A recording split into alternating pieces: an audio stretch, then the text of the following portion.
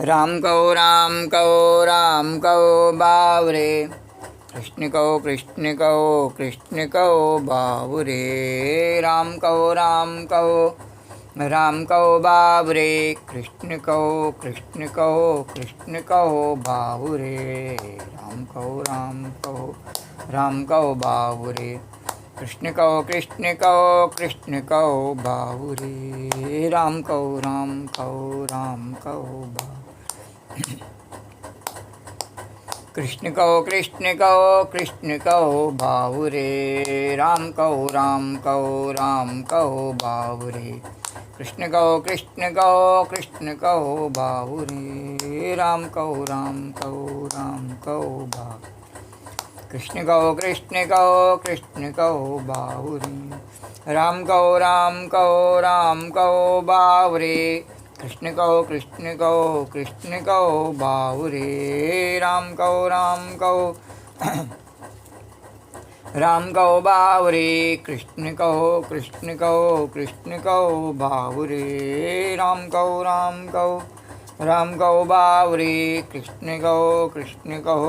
कृष्ण कहो बावरे। राम कहो बावरे, कृष्ण कहो बावरे। राम कहो बावरे, कृष्ण कहो बावरे। राम कहो बावरे, कृष्ण कहो बावरे। राम कहो बावरे, कृष्ण कहो बावरे। राम कहो बावरे, कृष्ण कहो बावरे। राम कहो बावरे, कृष्ण कहो बावरे। राम कहो बावरे, कृष्ण कहो बावरे। राम कहो बावरे, कृष्ण कहो बावरे। राम कहो बावरे, कृष्ण कहो बावरे। राम कहो बावरे, कृष्ण कहो बावरे।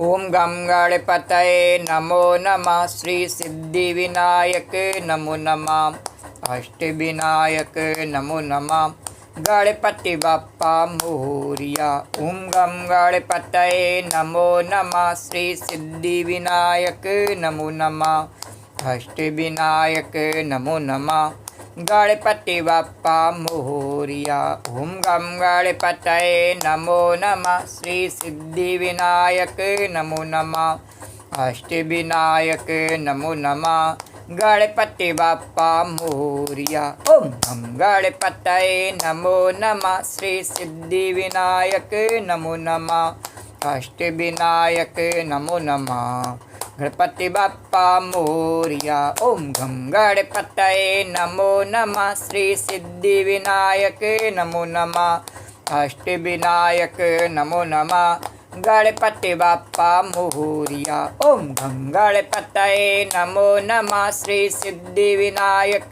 नमो नमः, अष्टविनायक नमो नमः, गणपति बप्पा मोरिया। ओम गम गणपतये नमो नमः, श्री सिद्धि विनायक नमो नमः, अष्टविनायक नमो नमः, गणपति बप्पा मोरिया। ओम गम गणपतये नमो नमः, श्री सिद्धि विनायक नमो नमः, अष्टविनायक नमो नमः, गणपति बप्पा मोरिया। ओम गम गणपतये नमो नमः, श्री सिद्धि विनायक नमो नमः, अष्टविनायक नमो नमः, गणपति बप्पा मोरिया। ओम गम गणपतये नमो नमः, श्री सिद्धि विनायक नमो नमः, अष्टविनायक नमो नमः, गणपति बप्पा मोरिया। ओम गम गणपतये नमो नमः, श्री सिद्धि विनायक नमो नमः, अष्टविनायक नमो नमः, गणपति बाप्पा मोरिया। ओम गम गणपतये नमो नमः। श्री सिद्धि विनायक नमो नमः। अष्ट विनायक नमो नमः। गणपति बाप्पा मोरिया। मंगल मूर्ति मोरिया। गणपति बाप्पा मोरिया। मंगल मूर्ति मोरिया। ओम गम गणपतये नमो नमः। श्री सिद्धि विनायक नमो नमः। अष्ट विनायक नमो नमः। गणपति बाप्पा मोरिया। ओम गम गणपतये नमो नमः। श्री सिद्धि विनायक नमो नमः। अष्ट विनायक नमो नमः। गणपति बाप्पा मोरिया। ओम गम गणपतये नमो नमः। श्री सिद्धि विनायक नमो नमः। अष्ट विनायक नमो नमः। गणपति बाप्पा मोरिया। मंगल मूर्ति मोरिया। वक्रतुंड महाकाय सूर्यकोटि समप्रभा निर्विघ्नं कुरु मे देव सर्वकार्येषु सर्वदा। तो राम कहो राम कहो राम कहो बाहुरे। कृष्ण कहो कृष्ण कहो कृष्ण कहो बाहुरे। राम कहो राम कहो राम कहो बाहुरे। कृष्ण कहो कृष्ण कहो कृष्ण कहो बाहुरे। राम कहो राम कहो राम कहो बाहुरे। कृष्ण कहो कृष्ण कहो कृष्ण कहो बाहुरे। राम कहो राम कहो राम कहो बाहुरे। कृष्ण कहो कृष्ण कहो कृष्ण कहो बाहुरे। राम रमैया रट्टा करो। कृष्ण कन्हैया जपा करो। राम रमैया रट्टा करो। कृष्ण कन्हैया जपा करो। राम रमैया रट्टा करो। कृष्ण कन्हैया जपा करो। राम रमैया रट्टा करो। कृष्ण कन्हैया जपा करो। भक्ति से मिल जाए भगवन। भक्ति से मिल जाए भगवन। नाम मुनि का लिया करो। भक्ति से मिल जाए भगवन। भक्ति से मिल जाए भगवन। तो नाम मुनि का लिया करो। राम रमैया कृष्ण कन्हैया। राम रमैया कृष्ण कन्हैया। राम रमैया रट्टा करो। कृष्ण कन्हैया जपा करो। राम रमैया रट्टा करो। कृष्ण कन्हैया जपा करो। मन में भक्ति सच्ची हो तो मिल जाए अविनाशी। पत्थर प्रेम से पूज पूज कर मिलियो घट घट वासी। मन में भक्ति सच्ची हो तो मिल जाए अविनाशी। अरे पत्थर प्रेम से पूज पूज करे मिलियो घट घट वासी। एक साधारण से चित्र को लेकर के और एक दूसरे से स्त्री पुरुष और एक दूसरे की कामना करके और भगवान से प्रार्थना करते हैं तो मिल जाते हैं, कोई आश्चर्य नहीं है। और भगवान पत्थर में मिल जाए इसमें आश्चर्य करता है व्यक्ति। अरे जब कण कण में है तो पत्थर में नहीं है भगवान, सब जगह वृक्ष में, पत्थर में, पहाड़ में, सब जगह भगवान है। तो पत्थर प्रेम से पूज पूज करे। तो भगवान का मतलब क्या है? प्रेम। अगर प्रेम है तो पत्थर में भी है, मनुष्य में भी है, सब जगह। प्रेम नहीं है, द्वेष है तो फिर मनुष्य में भी नहीं है, अपने भाई में भी नहीं है बराबर में, अपने बाप में भी नहीं है, मैया में भी, किसी में भी नहीं है। और प्रेम है तो पत्थर में भी है। तो पत्थर प्रेम से पूज पूज कर मिलियो घट घट वास्ती। और भक्ति कहाँ होनी चाहिए? मन में होनी चाहिए। और मन में है नहीं तो सब जगह भगवान है, मन में नहीं है तो कहीं चले जाओ, कहीं भी, हर जगह दुख ही दुख है, अशांति है शांति है, कहीं भी आनंद नहीं है। और मन में है तो चाहे कहीं भी बैठे हो, सब जगह भगवान है। तो मन में भक्ति सच्ची हो तो मिल जाए अविनाशी। मन में भक्ति सच्ची हो तो मिल जाए अविनाशी। अरे पत्थर प्रेम से पूज पूज कर, पत्थर प्रेम से पूज पूज कर मिलियो घट घट वासी। पत्थर प्रेम से पूज पूज कर मिलियो घट घट वासी। अरे इतना सरल है प्रभु को पाना, इतना सरल है प्रभु को पाना। भगवान को पाना तो बहुत सरल है, पत्थर पूछ करके भगवान मिल जाता है, पर इतना सरल है प्रभु को पाना। पर हम कठिन काम को करने में लगे रहते हैं, सोचते हैं कि नहीं बस हमें नारायण की आवश्यकता नहीं, लक्ष्मी की आवश्यकता है, वो मिल जाए तो हमारा सब काम हो जाएगा। तो इसलिए हम उस सरल काम को छोड़ करके और कठिन रास्ता पकड़ते हैं। तो कठिन रास्ता पकड़ते हैं तो फिर दुखी तो होते ही हैं, फिर हम आपस में एक दूसरे से जो असंतुष्ट रहते हैं, घर में ही अपने में असंतुष्ट रहते हैं, क्योंकि हमारा जो सुख का जो साधन है वो धन है। हमारे सुख का साधन नारायण नहीं है, हमारे सुख का साधन धन है, और जबकि सुख का जो भंडार है वो तो स्वयं भगवान ही हैं। और लेकिन हम उनके पीछे न पड़ के और धन के ही पीछे पड़े रहते हैं, इसलिए हम हमेशा दुखी रहते हैं, असंतुष्ट रहते हैं, कभी संतुष्ट हो नहीं पाते हैं। और प्रभु की कृपा है तो जितनी ज़रूरत है उतना मिल ही जाता है, हाय करने से कुछ लाभ नहीं होता है। तो मन में भक्ति सच्ची हो तो मन में भक्ति सच्ची हो तो मिल जाए और वो कैसे हैं प्रभु? वो अविनाशी जो है, जिनका कभी भी विनाश नहीं हो सकता है, ऐसे अविनाशी, और उनके जीव का भी कभी विनाश नहीं होता है उनकी कृपा से। तो ऐसे अविनाशी भगवान, जिनकी संगत में रहने वाला जीव भी अविनाशी है, उनकी कृपा से, भगवान की से। और जब सशरीर भक्त भी अपनी भक्ति करता है तो उसकी भक्ति भी अविनाशी है।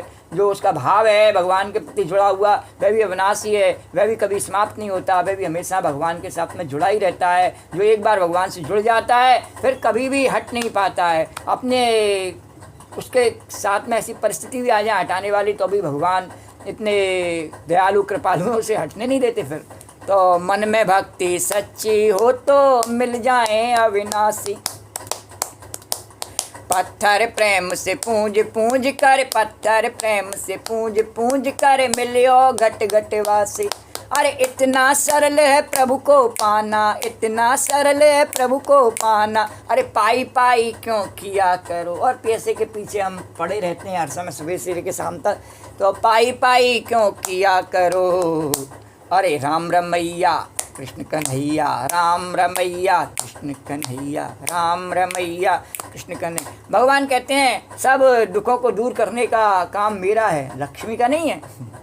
लक्ष्मी का काम तो फंसाने का है, माया का काम, उसका काम तो उसमें उलझाए रखने का है, जिससे वो भक्ति की ओर न जा सके। क्योंकि लक्ष्मी को प्रतिस्पर्धी पसंद नहीं है, उनके चरण सेवा को, जैसे भगवान जब गंगा किनारे खड़े हुए हैं और केवट से कह रहे हैं नाव लेकर के, केवट ने कहा मैं पैर आपके धोए बिना नहीं चढ़ाऊंगा, तो बहुत सारी उस केवट के साथ में वार्तालाप भगवान का हुआ, और आखिर में भगवान को कहना पड़ा कि ठीक है। तो भगवान ने जब कहा केवट से कि तुम मेरे पैर धो सकते हो, तो उन्होंने लक्ष्मण और सीता जी की तरफ देखा, बोले ये शेषनाग और ये सीता जी, भगवान की लक्ष्मी जी, इनका ही जो है मेरे चरण कमलों पर अधिकार है। भगवान ने कहा, तो पहले उनकी तरफ देखा, एक केवट मांग रहा है, इसको दे दो।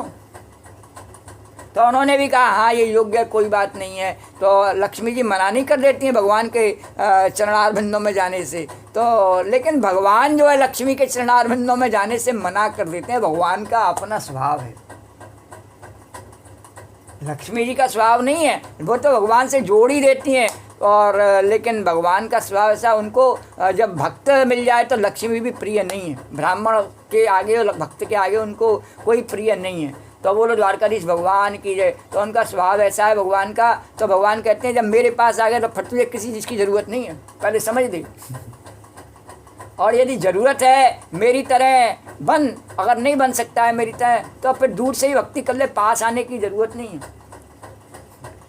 तो मन में भक्ति सच्ची हो तो मिल जाए अविनाशी, मन में भक्ति सच्ची हो तो हम क्या करते हैं, दूर से ही भगवान की, कहते हैं ना भगवान की आगे भगवान ही कह रहे हैं दूर से कर ले भैया। फिर तो हम दूर दूर से भक्ति करते हैं, पास जाने की हिम्मत नहीं करते, क्योंकि हम जानते हैं कि पास गए नहीं, आग के पास जाने से और पाप जल जाते हैं, मोह जल जाता है, काम क्रोध जल जाते हैं, उन्हें हम जलाना नहीं चाहते हैं। हम चिता में शरीर को तो जला देते हैं जब मर जाता है, लेकिन जीते जी अपने अंदर जो अवगुण हैं उनको हम जलाना नहीं चाहते हैं, उन्हें अपने साथ ही रख लेना चाहते हैं। नहीं, उनको जला के चलो यहाँ पर। और इतना भी नहीं हो सकता तो फिर मनुष्य देह का कोई लाभ नहीं है। तो भगवान की भक्ति में कम से कम इतना तो करो कि जो अवगुण है उनको तो जलाओ। तो उनको जलाने के लिए कोई विशेष प्रयत्न नहीं करना है, भगवान की नाम की अग्नि जला लेनी, अपने आप जल जाते हैं। बोलो द्वारकाधीश भगवान की, जमुना मैया की जय जय श्री राधे। तो मन में भक्ति सच्ची हो तो मिल जाए अविनाशी, मन में भक्ति सच्ची हो तो मिल जाए अविनाशी। अरे पत्थर प्रेम से पूज पूज कर, पत्थर प्रेम से पूज पूज कर, मिलियो घट घट वासी। और वो भगवान कैसे सबके हृदय में रहने वाले हैं। जब सबके हृदय में रहने वाले हैं तो कण कण में सब जगह, पत्थर में भी रहने वाले हैं। भगवान सब जगह हैं। फूल में, फूल कांटों में तू पत्थरों में बसा, रूप तेरा है ये खिलता सा गुलसिता।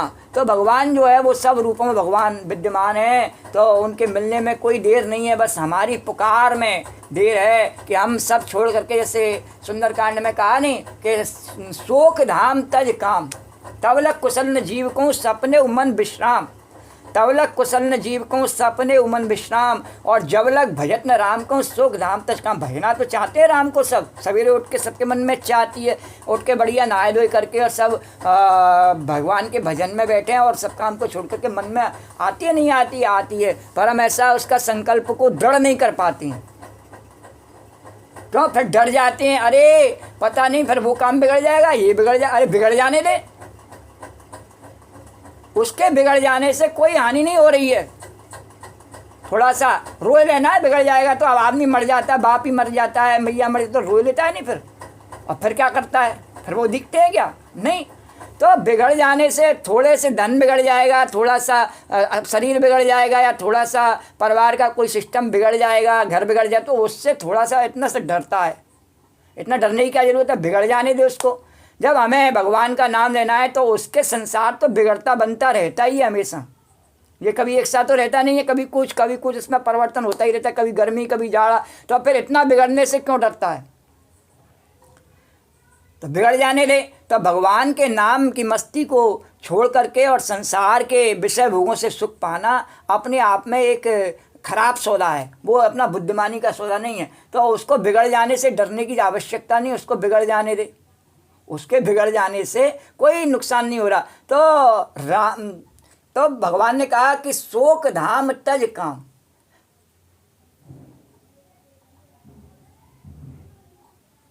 तवलक कुशल न जीव को सपने उमन विश्राम। तवलक कुशल न जीव को, केवल ऐसा सोचने से नहीं है, उसके लिए थोड़ा सा दृढ़ संकल्प करने की आवश्यकता है कि तवलक कुशल, अगर उसकी कुशलता चाहता है, जीव अपनी कुशलता चाहता है, तो कुशलता चाहने में उसको क्या करना है? ज़्यादा सोचना नहीं है, विचार नहीं करना, उसको बिना सोचे उसको दृढ़ संकल्प करना है। उस रास्ते पर चलने के लिए दृढ़ संकल्प करना है। दृढ़ संकल्प कर लेगा तो उसकी रक्षा कौन करेगा? उसकी रक्षा खुद भगवान करता है स्वयं, उसको फिर उसकी चिंता करने की ज़रूरत नहीं है। लेकिन यह है कि दृढ़ संकल्प में भी कभी कभी ऐसा हो सकता है कि उसके संकल्प में कुछ रुकावटें आ सकती हैं, कभी भी कमज़ोर भी पड़ सकता है उसमें, तो उससे डरने की आवश्यकता नहीं है। सब कामों में असफल होता है कभी कभी, और कार्यों में असफल नहीं होता। तो इसमें असफल होने पर भी, और भगवान कहते हैं चिंता की कोई बात नहीं, मैं उसे फिर सफलता का आभार में दूसरे कामों में संसार के में हो सकता है जीवन में कभी फिर उसमें सफलता का मौका नहीं मिले, एक बार असफल हो। लेकिन भगवान की भक्ति में कोई ऐसा नहीं है कि बाद में मौका नहीं मिले। भगवान कहते हैं बार बार देता ही रहता हूँ मैं, तू आ तो सही मेरे पास। ऐसा नहीं है कि बाद में मौका नहीं है कि तू आउट हो गया, अब तुझे बाहर कर दिया।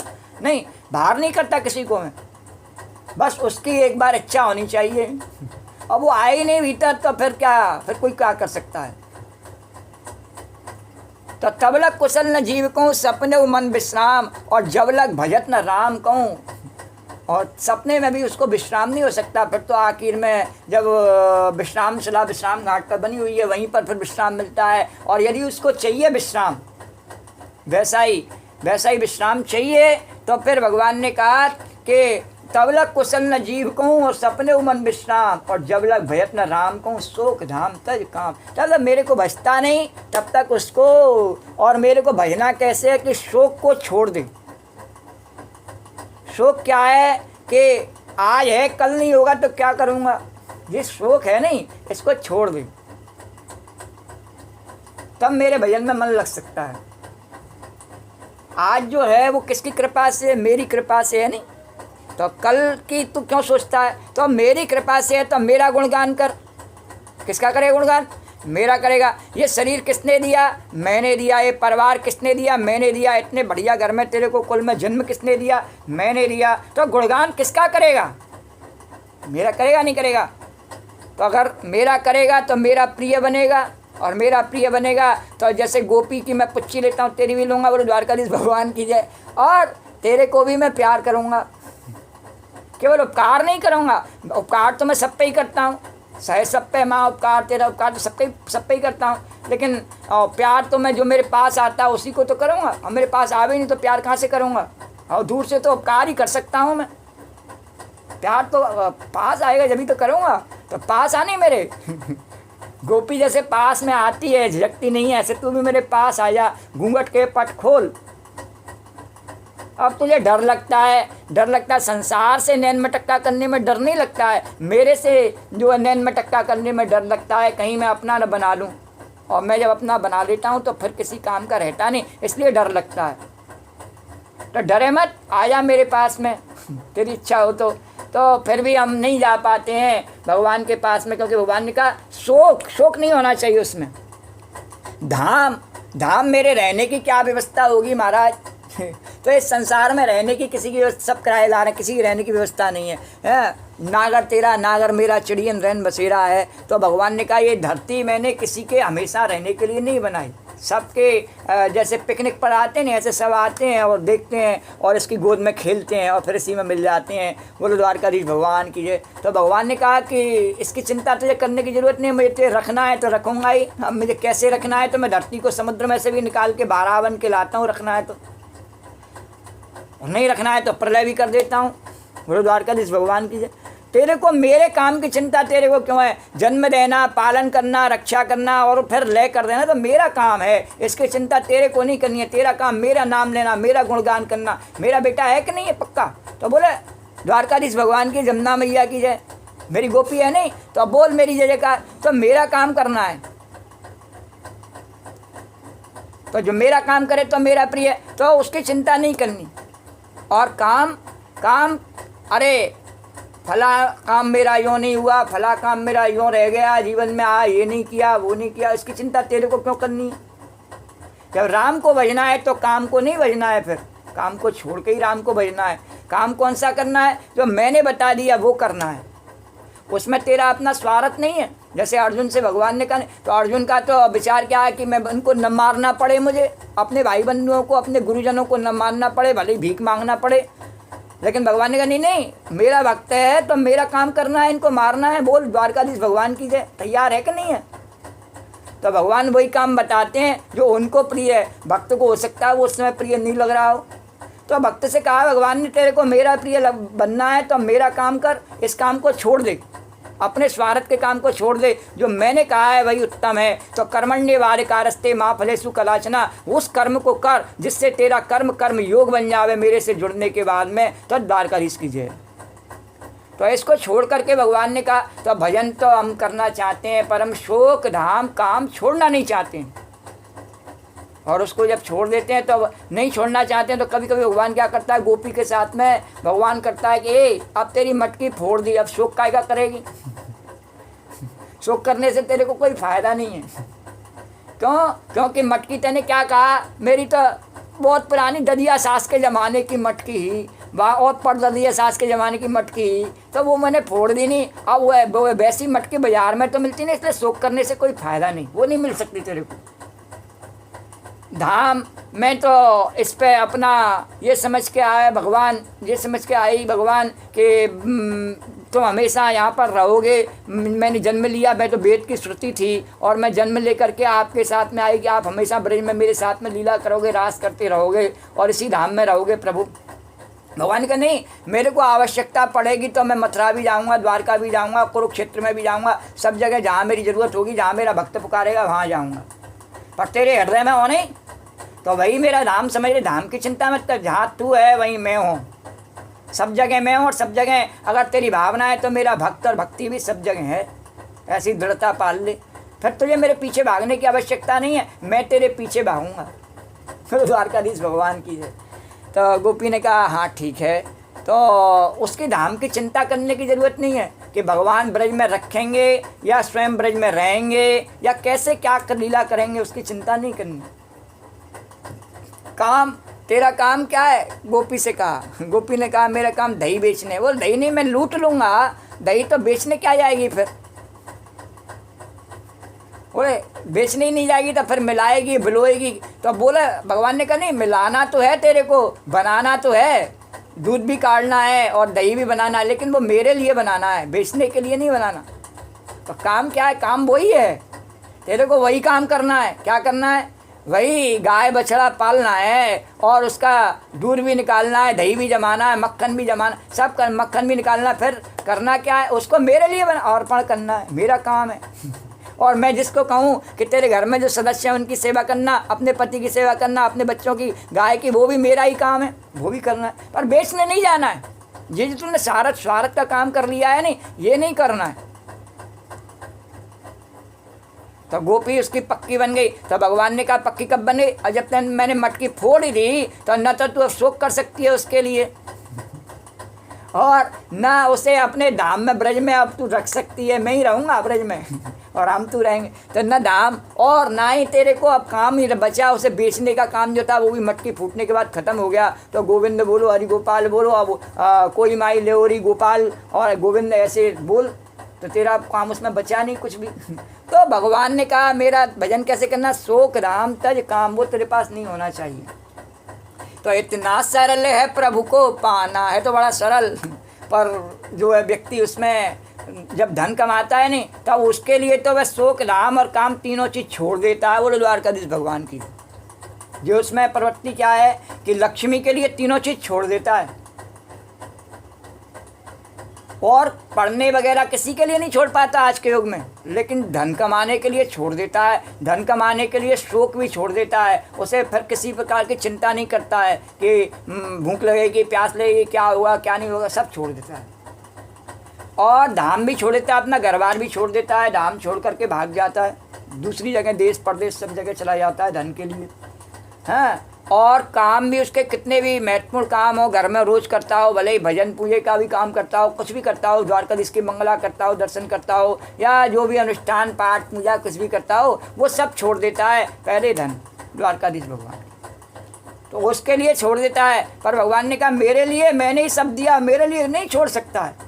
तो मेरे लिए छोड़, तो मेरा भी भजन ऐसे ही करना है, सब छोड़ के करना है। तो भगवान का भजन कैसे करता है? मंदिर में भी जाता है नहीं, सब उसके मन में भरा रहता है, पकड़े रहता है सबको, घर को, परिवार को, सबकी चिंता ऊपर पकड़े रहता है। कोई रास्ता मिल जाए तो उससे झट वही बातें करने लगता है, और उसको उसमें बड़ा अच्छा लगता है, भले ही उतनी देर में दर्शन बंद हो जाए। वो द्वारकाधीश भगवान की तो कोई उसका लाभ नहीं। तो भगवान ने कहा शोक राम तज काम, तीनों को छोड़ करके ही मेरा भजन भी उसी तरह से करना है, कपट से नहीं। मोह कपट चल छिद्र न भावा, निर्मल मन जन सो मोह पावा। मोह कपट चल, तो निर्मल मन से ही मेरे को भजना है। तो मन में भक्ति सच्ची हो, तो जब निर्मल हो जाता है मन तो उसमें सच्ची भक्ति भी आ जाती है। और मन में भक्ति सच्ची हो तो मिल जाए अविनाशी, पत्थर प्रेम से पूंज पूंज कर मिलियो घट घट वासी। पत्थर प्रेम से पूंज पूंज कर मिलियो घट घट वासी। अरे इतना सरल है प्रभु को पाना, तू नाम लेना शुरुआत तो कर। इतना सरल है प्रभु को पाना, इतना सरल है प्रभु को पाना। और पाई पाई क्यों, पर ये बात ध्यान रख ले, फिर पाई पाई मत करना, ये एक एक के आगे हाथ फैला के पाई पाई मत करना, तो मेरा नाम ले सकता है। बोल है सास, तो पाई पाई क्यों किया करो, राम रमैया राम रमैया राम रमैया जपा करो, कृष्ण कन्हैया रटा करो, राम रमैया रटा करो, कृष्ण कन्हैया जपा करो। अरे भक्ति से मिल जाए, शक्ति से, पैसा से, परिवार से, किससे मिल जाए भगवान? लालच से किसी भगवान को कोई भेंट दिखावे उससे मिले नहीं, भक्ति से मिल, समर्पण से। भक्ति से मिल, समर्पण किसका? मन का। तो भक्ति से मिल जाए भगवान। और मन का समर्पण कब होगा? जब जिब्या पे उनका नाम होगा और उनका ही काम होगा, बस सिर्फ उनके गुणगान का ही काम होगा, तो फिर अपने आप मन में भगवान होगा। तो भक्ति से मिल जाए भगवान, भक्ति से मिल जाए भगवान। अरे इतना सरल है प्रभु को पाना, पाई पाई क्यों किया करो, राम रमैया रटा करो, कृष्ण कन्हैया जपा करो। भक्ति से मिल जाए भगवान, भक्ति से मिल जाए भगवान, नाम उन्हीं का लिया करो। अरे राम रमैया कृष्ण कन्हैया राम। गोपी को नहीं मालूम उसका नाम क्या है, उसे सिर्फ ये मालूम है कि द्वारकाधीश कृष्ण कन्हैया राजा रामचंद्र भगवान, उसको केवल उतना मालूम है, उसका नाम क्या उसको नहीं मालूम है। तो द्वारकाधीश भगवान का ही नाम मालूम है। तो नाम उन्हीं का लिया करो, राम रमैया रट्टा करो, और आखिर में उन्हीं का नाम रहता है। तो फिर झूठे नाम की क्या व्याख्या करना और क्या उसकी बातों को चर्चाओं को करना और उसको सच समझ करके अपने आप को भ्रमित करना केवल तो नहीं। तो नाम किसका है कि नाम उन्हीं का लिया करो, राम रमैया राम रमैया रटा करो, कृष्ण कन्हैया जपा करो, राम रमैया रटा करो, कृष्ण कन्हैया जपा कर। तो राम कहो बावरे, कृष्ण कहो बावरे, राम कहो बावरे, कृष्ण कहो राम कहो बावरे, कृष्ण कहो राम कहो बावरे, कृष्ण कहो बावरे। बोलो राजा रामचंद्र भगवान की जय, बोलो कृष्णचंद्र भगवान की जय, बोलो द्वारिकाधीश भगवान की जय, बोलो यमुना मैया की जय। जय जय श्री राधे। ओम श्री परमात्मा ने नमः।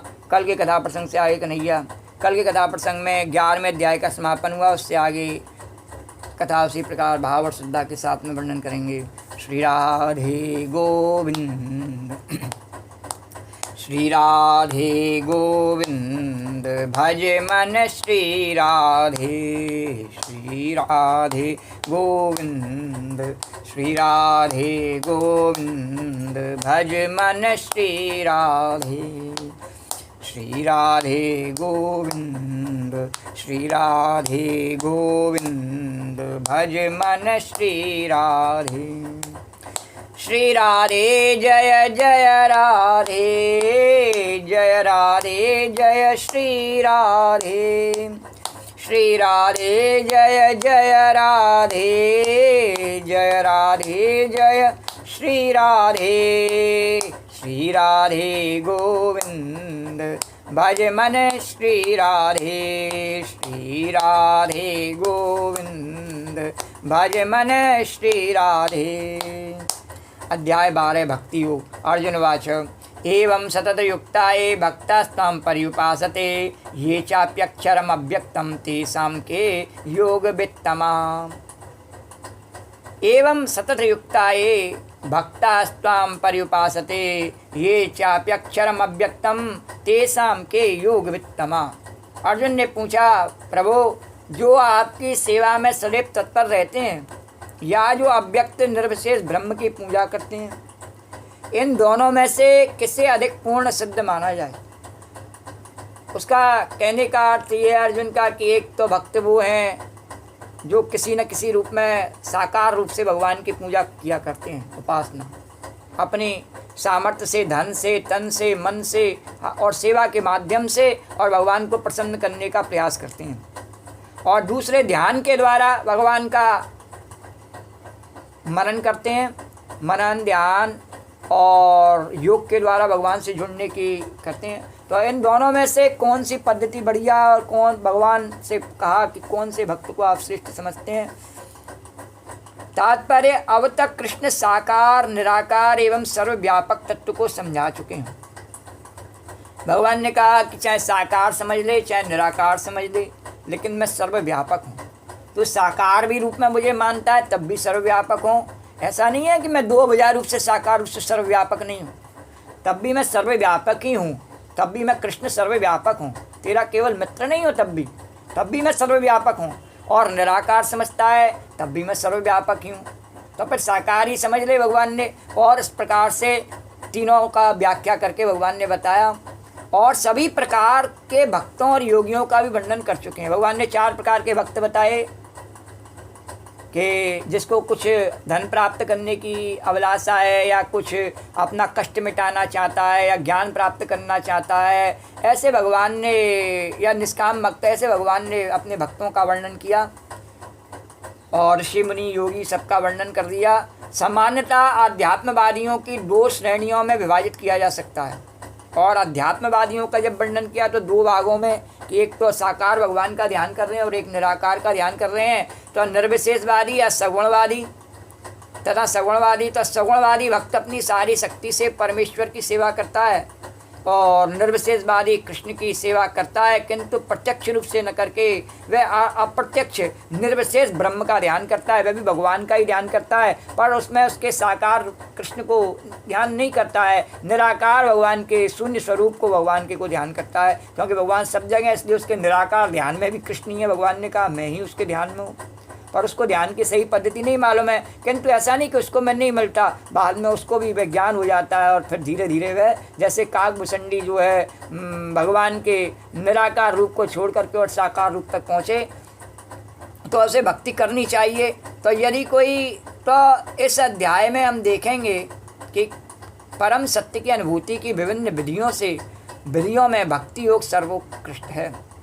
तो भगवान को जानने के ज्ञान, वैराग्य, तपस्या, कर्म जितने भी प्रकार हैं, उन सब में समर्पण जो है, भगवान की भक्ति जो समर्पण है मन का, वह सबसे श्रेष्ठ भक्ति है।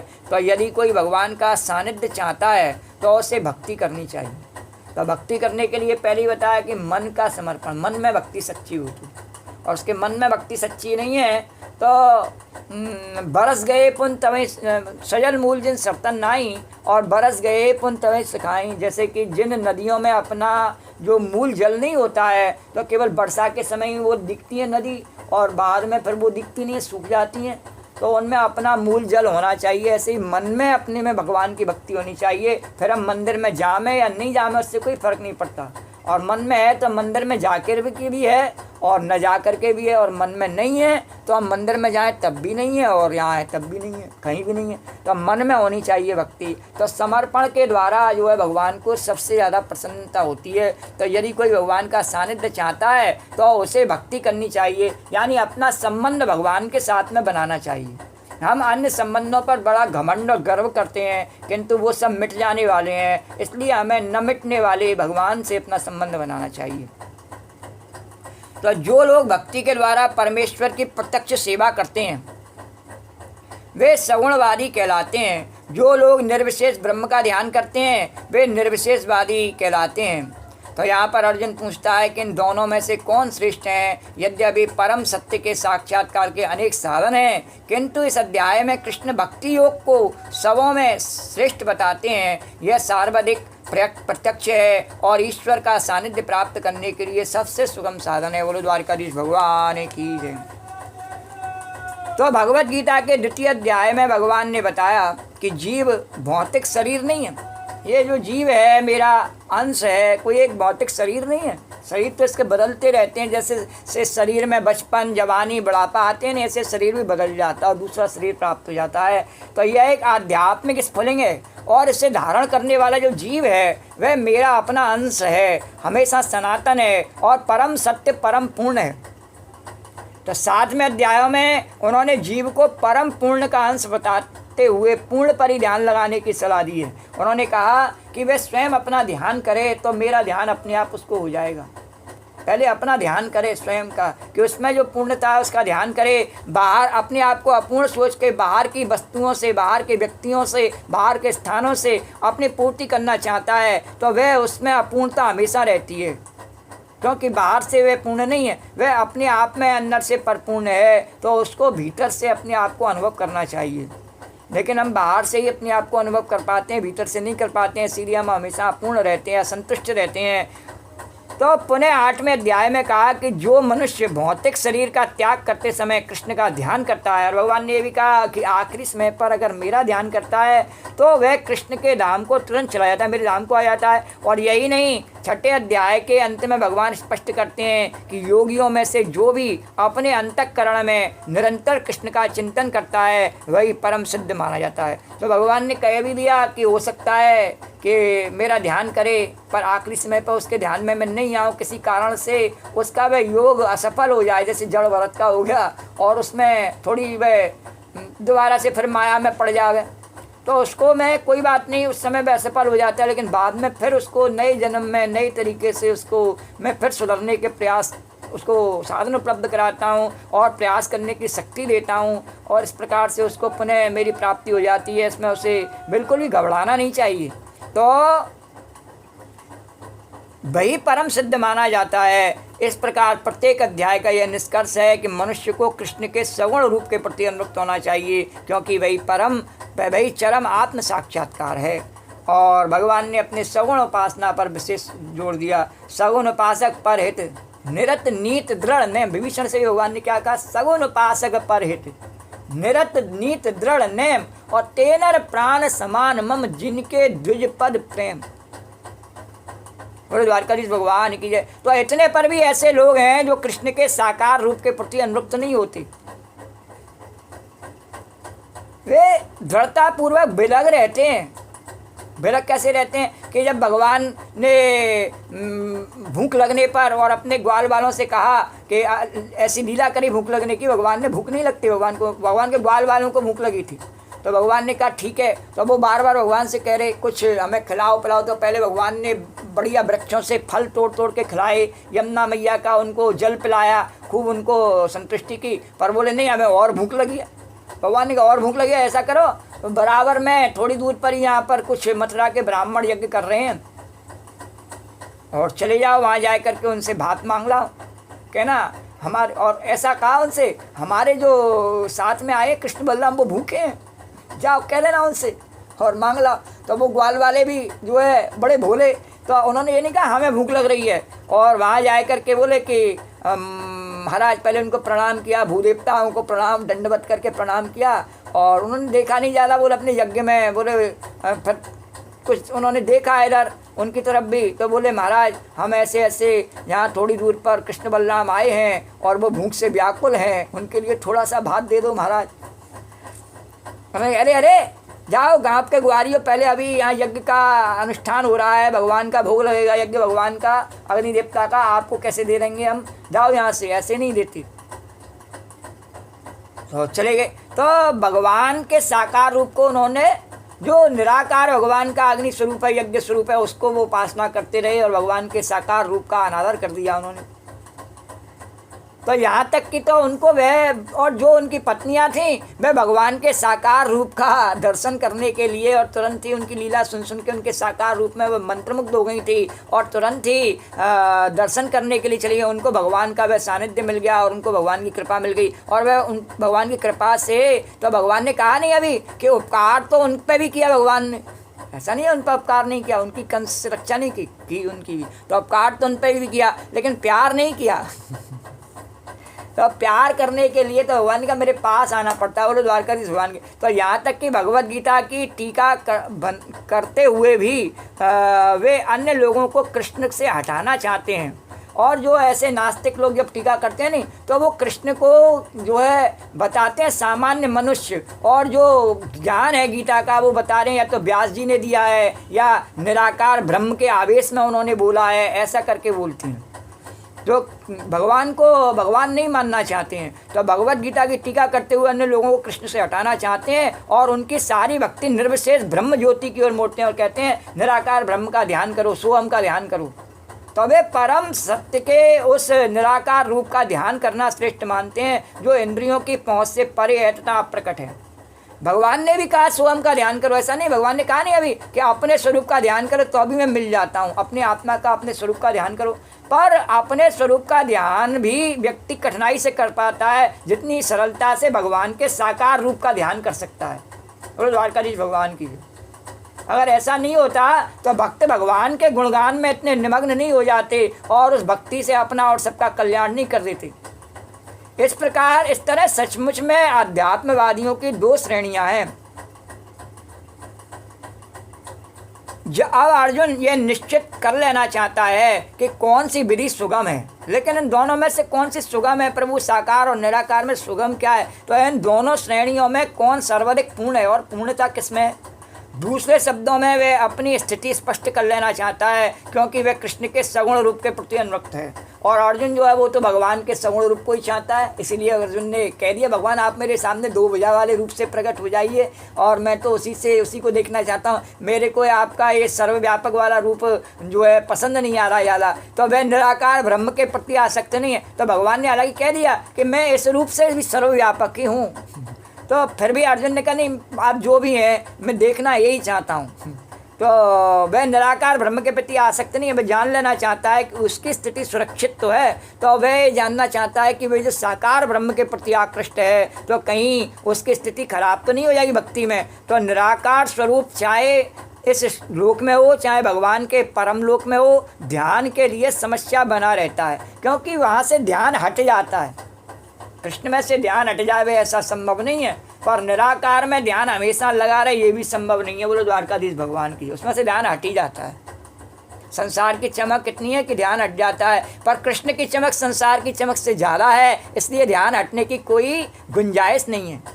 अभी कहा नहीं कि कबरा कायर रेखू नैनन दई न जाए, अब तो काबरा कायर रेखू अब तो दई न जाए, नैनन प्रीतम रम रहा तो दूजा कहाँ समाए, वहाँ दो नहीं आ सकते।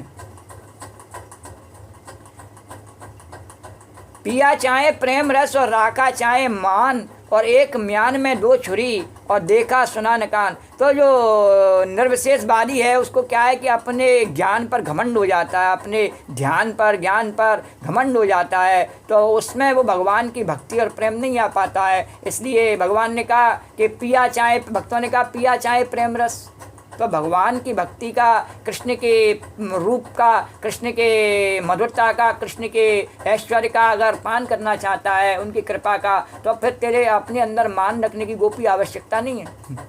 जिस गोपी में मान हो वह गोपी नहीं भगवान की, जिसमें अपनेपन का कुछ मान हो कि मैं भी कुछ हूँ। तो भगवान जब बंसी बजाते हैं तो गोपी दौड़ी चली जाती है, तो अपने को सजाने संवारने का प्रयास नहीं करती है कि मैं कुछ बन ठन के जाऊँ भगवान को दिखाऊं। कुब्जा जब भगवान जब जाते हैं तो कुब्जा क्या करती है, बन ठन के भगवान के पास में आती है, तो भगवान थोड़ी देर उससे वार्तालाप करके और चले जाते हैं, फिर कभी नहीं आते हैं। और गोपियों के पास भगवान हमेशा रहते हैं, चाहे अपने लीला स्वरूप से रहें चाहे अपने आध्यात्मिक स्वरूप से रहें, भगवान हमेशा रहते हैं गोपियों के पास में। क्यों? क्योंकि गोपी उनको अपनापन दिखाना नहीं चाहती है, वह तो भगवान के लिए क्या है कि जैसे प्रभु तेरी मर्जी हो वैसे राजी है मुसीबत जिसमें तेरी रजा है, यूँ भी वाह वाह है, वो भी वाह वाह है। कोई भगवान गोपी ये जानते हैं कि भगवान मेरी सुंदरता पर रीझ जाएंगे, ऐसा तो है नहीं। वो भगवान है, भीतर से वो वेद की श्रुतियाँ तो सब जानती हैं वो भगवान है, कोई वो सुंदरता पर शरीर की पर रीझ जाएंगे नहीं। क्या मेरे पदार्थों से रीझ जाएंगे भगवान? नहीं। कि मैं उनको माखन खिलाए दूँ, मिश्री खिला दूँ, उससे रीझ जाएंगे भगवान?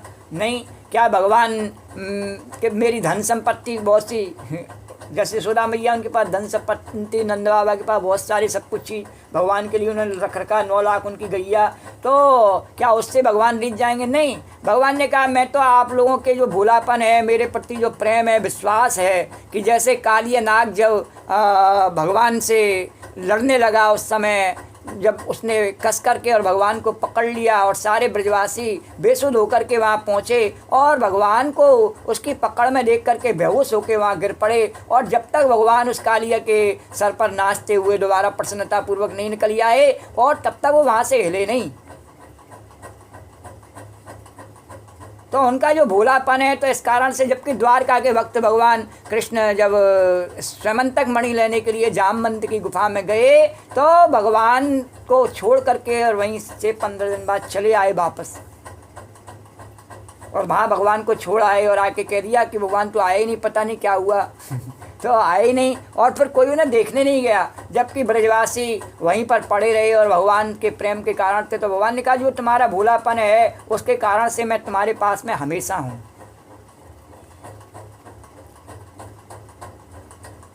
तो वास्तव में कोई भी परम सत्य के निराकार रूप का ठीक से चिंतन नहीं कर सकता, तो इसलिए भगवान का जो साकार रूप है उसी से व्यक्ति जो चिंतन करता है तो उसका चिंतन कभी हट नहीं सकता भगवान में से, और निराकार में से तो पता नहीं कब हट जावे। तो उस साकार स्वरूप पर भगवान के पर संसार की चमक का कोई असर होता नहीं। तो अतः अर्जुन कहना चाहता है कि इस तरह से समय गंवाने से क्या लाभ। तो अर्जुन को 11वें अध्याय में अनुभव हो चुका कि कृष्ण के साकार रूप के प्रति आसक्त होना श्रेष्ठ है, क्योंकि भगवान ने कहा कि जब विराट रूप दिखाया और तो अर्जुन ने कहा कि जो भगवान की सर्वव्यापकता है उसके आधार पर तो मैं भगवान के प्रेम नहीं कर सकता हूँ। वैसा ज्ञान तो हो सकता है मुझे कि सब जगह भगवान है, कण कण में भगवान है, पर मुझे भगवान से प्रेम करना हो तो मेरे सामने वे कृष्ण कन्हैया के रूप में हो, तभी मैं उससे प्रेम कर सकता हूँ भगवान से। तो क्योंकि इस तरह एक ही समय अन्य सारे रूपों को समझ सकता है, और मैं ये जानता हूँ भगवान ने मुझे दिखा दिया कि वे कृष्ण ही विश्व के नायक हैं और समस्त ब्रह्मांड के कण कण में व्यापक हैं, तो मुझे कोई संदेह भी नहीं है। तो इसलिए और रूप भी उनका वैसा ही सुंदर रूप जो श्याम सुंदर का है भाई मेरे मन में बसा हुआ है, तो मैं उसी रूप में प्रभु से प्रेम करना चाहता हूँ। तो क्योंकि इस तरह वह एक ही समय अन्य सारे रूपों को समझ सकता है और कृष्ण के प्रति उसके प्रेम में किसी प्रकार का व्यवधान नहीं पड़ता, अतः अर्जुन द्वारा कृष्ण से इस महत्वपूर्ण प्रश्न के पूछे जाने से परम सत्य के निराकार तथा साकार स्वरूपों का अंतर स्पष्ट हो जाएगा। बोलो द्वारकाधीश भगवान की जय। श्री भगवान वाच मय्यावेश्य मनो वे मां नित्य मुक्ता उपासते और श्रद्धया परे परयोपेतास्ते वे मुक्त युक्त तमामता श्रद्धया परयोपेतास्ते में युक्त तमामता। भगवान ने कहा मैयावेश, जब भक्ति की बात जहाँ जहाँ भी आई है ना तो भगवान ने अपने शब्दों में मैया शब्द का इस्तेमाल किया है, क्योंकि प्रेम और भक्ति की जो व्यक्ति जो परिभाषा समझता है नहीं वो मैया से समझता है। और भगवान ने दोबारा पर माम कहा, मैयावेश मनो ये माम। आज के आधुनिक युग में मम्मी और फिर अब माम कहते हैं, माम। तो भगवान ने कहा माम, तो मैयावेश मनो ये माम नित्य युक्ता उपासते। तो अगर गोपी की भावना से समझा जाए तो क्या कहना चाहते हैं भगवान कि मेरे को अपनी मैया मान करके और जो पूछता है नहीं उसको मैं हमेशा अपनी गोद में बैठाल करके रखती हूँ। द्वारकाधीश भगवान की है। तो यमुना मैया की जय। जय जय श्री राधे। तो मैया वैश्य ज़्यादा अर्थ लगाने की ज़रूरत ही नहीं है। तुम ही हो माता पिता, तुम ही हो, तो उसमें भी पहले माता कहा, त्वमेव माता पिता त्वमेव, तो सब जगह हैं मातृदेवो भवा, फिर बाद में पितृदेव। तो ऐसा नहीं है पितृदेवो भवा नहीं, लेकिन पहले क्योंकि पहले पहचान उसी से होती है, उसी के गर्भ में रहता है नहीं बालक, चाहे किसी भी योनि में आवे। तो मैया वेश्य मनो, तो भगवान भी अपने गर्भ में धारण करते हैं हम सबको। अभी आए नहीं गर्भोदक्षाई विष्णु, तो सबको अपने गर्भ में धारण किए हुए भगवान। इसीलिए हम गर्भ स्तुति करते हैं भगवान की, इसलिए नहीं करते भगवान हमारे गर्भ में रहते हैं, नहीं।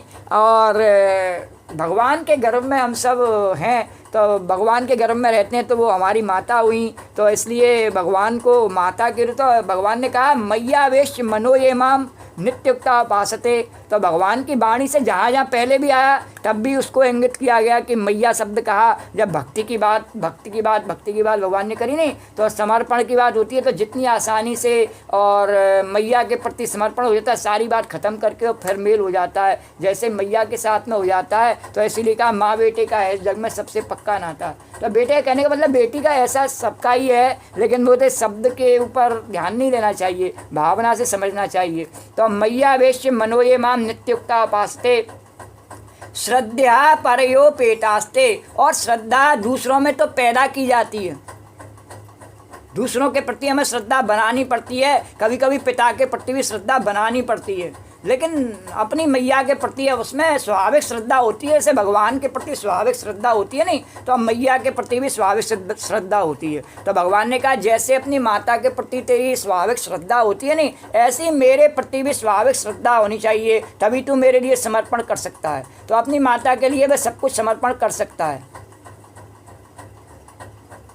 और जब उसके लिए कर सकता है तो मेरे लिए भी कर सकता है। तो तेरे अंदर ऐसा ही भाव होना चाहिए। तो श्रद्धया परयोपेतास्ते में युक्त तमामता, और तब उसमें ही तेरी जो है युक्ति, यही युक्ति तेरी सबसे बढ़िया है। तो भगवान ने कहा श्री भगवान ने कहा कि जो लोग अर्जुन, जो लोग अपने मन को मेरे साकार रूप में एकाग्र करते हैं और अत्यंत श्रद्धापूर्वक मेरी पूजा करने में सदैव लगे रहते हैं, वे मेरे द्वारा परम सिद्ध माने जाते हैं। बोलो द्वारकाधीश भगवान की जय।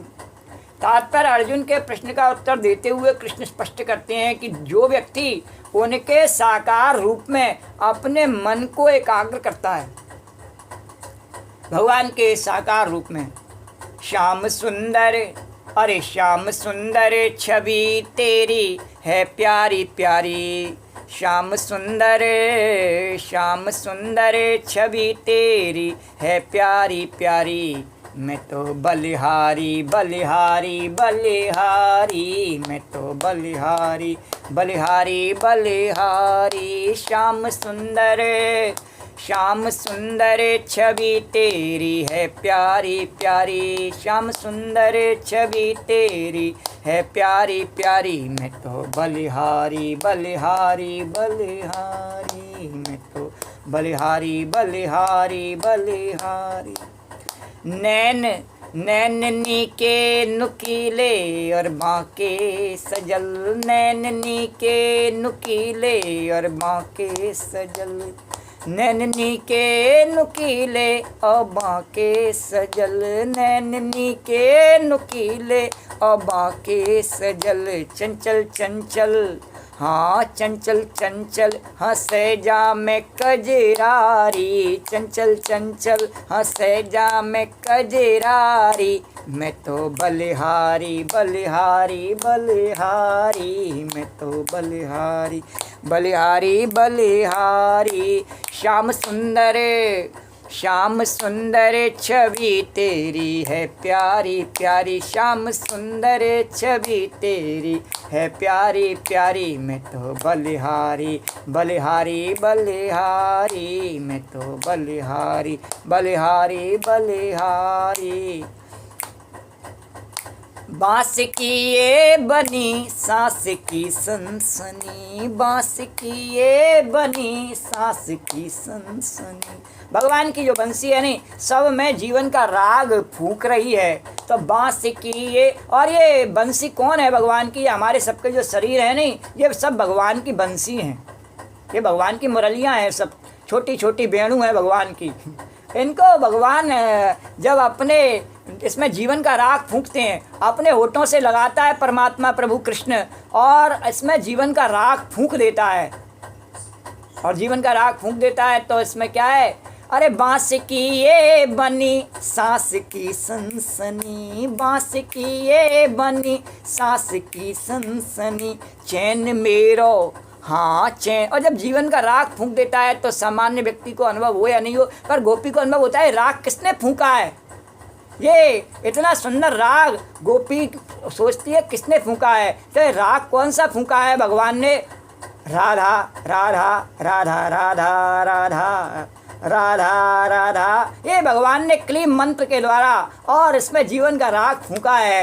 ये जगत जननी की शक्ति, भगवान ने अपनी योग माया की शक्ति जो सोई रहती है जीव के भीतर, उसको जागृत करके और जीव को जिंदा कर दिया है। और ऐसे भगवान की कृपा से ये गोपी जब उसको सुनती है, सामान्य को, उसको सबको भगवान कर रहे हैं लेकिन उसको समझ में आए नहीं आए, पर गोपी को उस बंसी की धुन समझ में आ जाती है। और गोपी देखती है कि ये जो जिसने धुन जीवन में भरी है वे कितना सुंदर होगा, जिसकी बजाई हुई ये धुन इतनी सुंदर है, वह वास्तव में जिसका गाया हुआ ये गीता का गीत इतना सुंदर है, जो हमारे जीवन को सुंदर बना देता है, सब प्रकार का बल, सब प्रकार की शक्तियाँ हमें प्रदान करता है और भगवान के चरणों की भक्ति प्रदान करता है, वह भगवान स्वयं कितना सुंदर होगा। तो बांस की ये बनी सांस की सनसनी, तो जब भगवान इस बांस की बनी हुई में और अपनी फूंक से सांस की सनसनी छोड़ देता है, तो फिर क्या है? फिर गोपी सोचती है वे कहाँ है, कहाँ है चैन मेरो, हो चैन, ये कहाँ है बंसी बजाने वाला, वो कहाँ है मनमोहन, वो बांके बिहारी द्वारकाधीश, वो कहाँ है? तो चैन मेरो हरे कौन मतवारी, चैन मेरो हरे कौन मतवारी, मैं तो बलिहारी बलिहारी बलिहारी, मैं तो बलिहारी बलिहारी बलिहारी। श्याम सुंदर, श्याम सुंदर छवि तेरी है प्यारी प्यारी, श्याम सुंदर छवि तेरी है प्यारी प्यारी, मैं तो बलिहारी बलिहारी बलिहारी, मैं तो बलिहारी बलिहारी बलिहारी। और रूप रस के हो, रूप रस के छलकते सागर हो तुम, रूप रस के छलकते जैसे समुद्र में ज्वार भाटा आते रहते नहीं, ऐसे भगवान की रूप माधुरी कैसी है कि सबको इतना आकर्षित कर देती है, सबके ऊपर सब इतनी जोर से अपना आक्रमण करती है। जैसे ही मंदिर में बांके बिहारी के में जय जयकार होता है, बांके बिहारी लाल की जय, कृष्ण कन्हैया लाल की जय, द्वारकाधीश के मंदिर में जय जय, द्वारकाधीश भगवान की जय, राजाधिराज की जय, सबको मंत्रमुग्ध करते हुए भगवान अपनी रूप माधुरी से और उनके चित्त को हरण कर लेते हैं।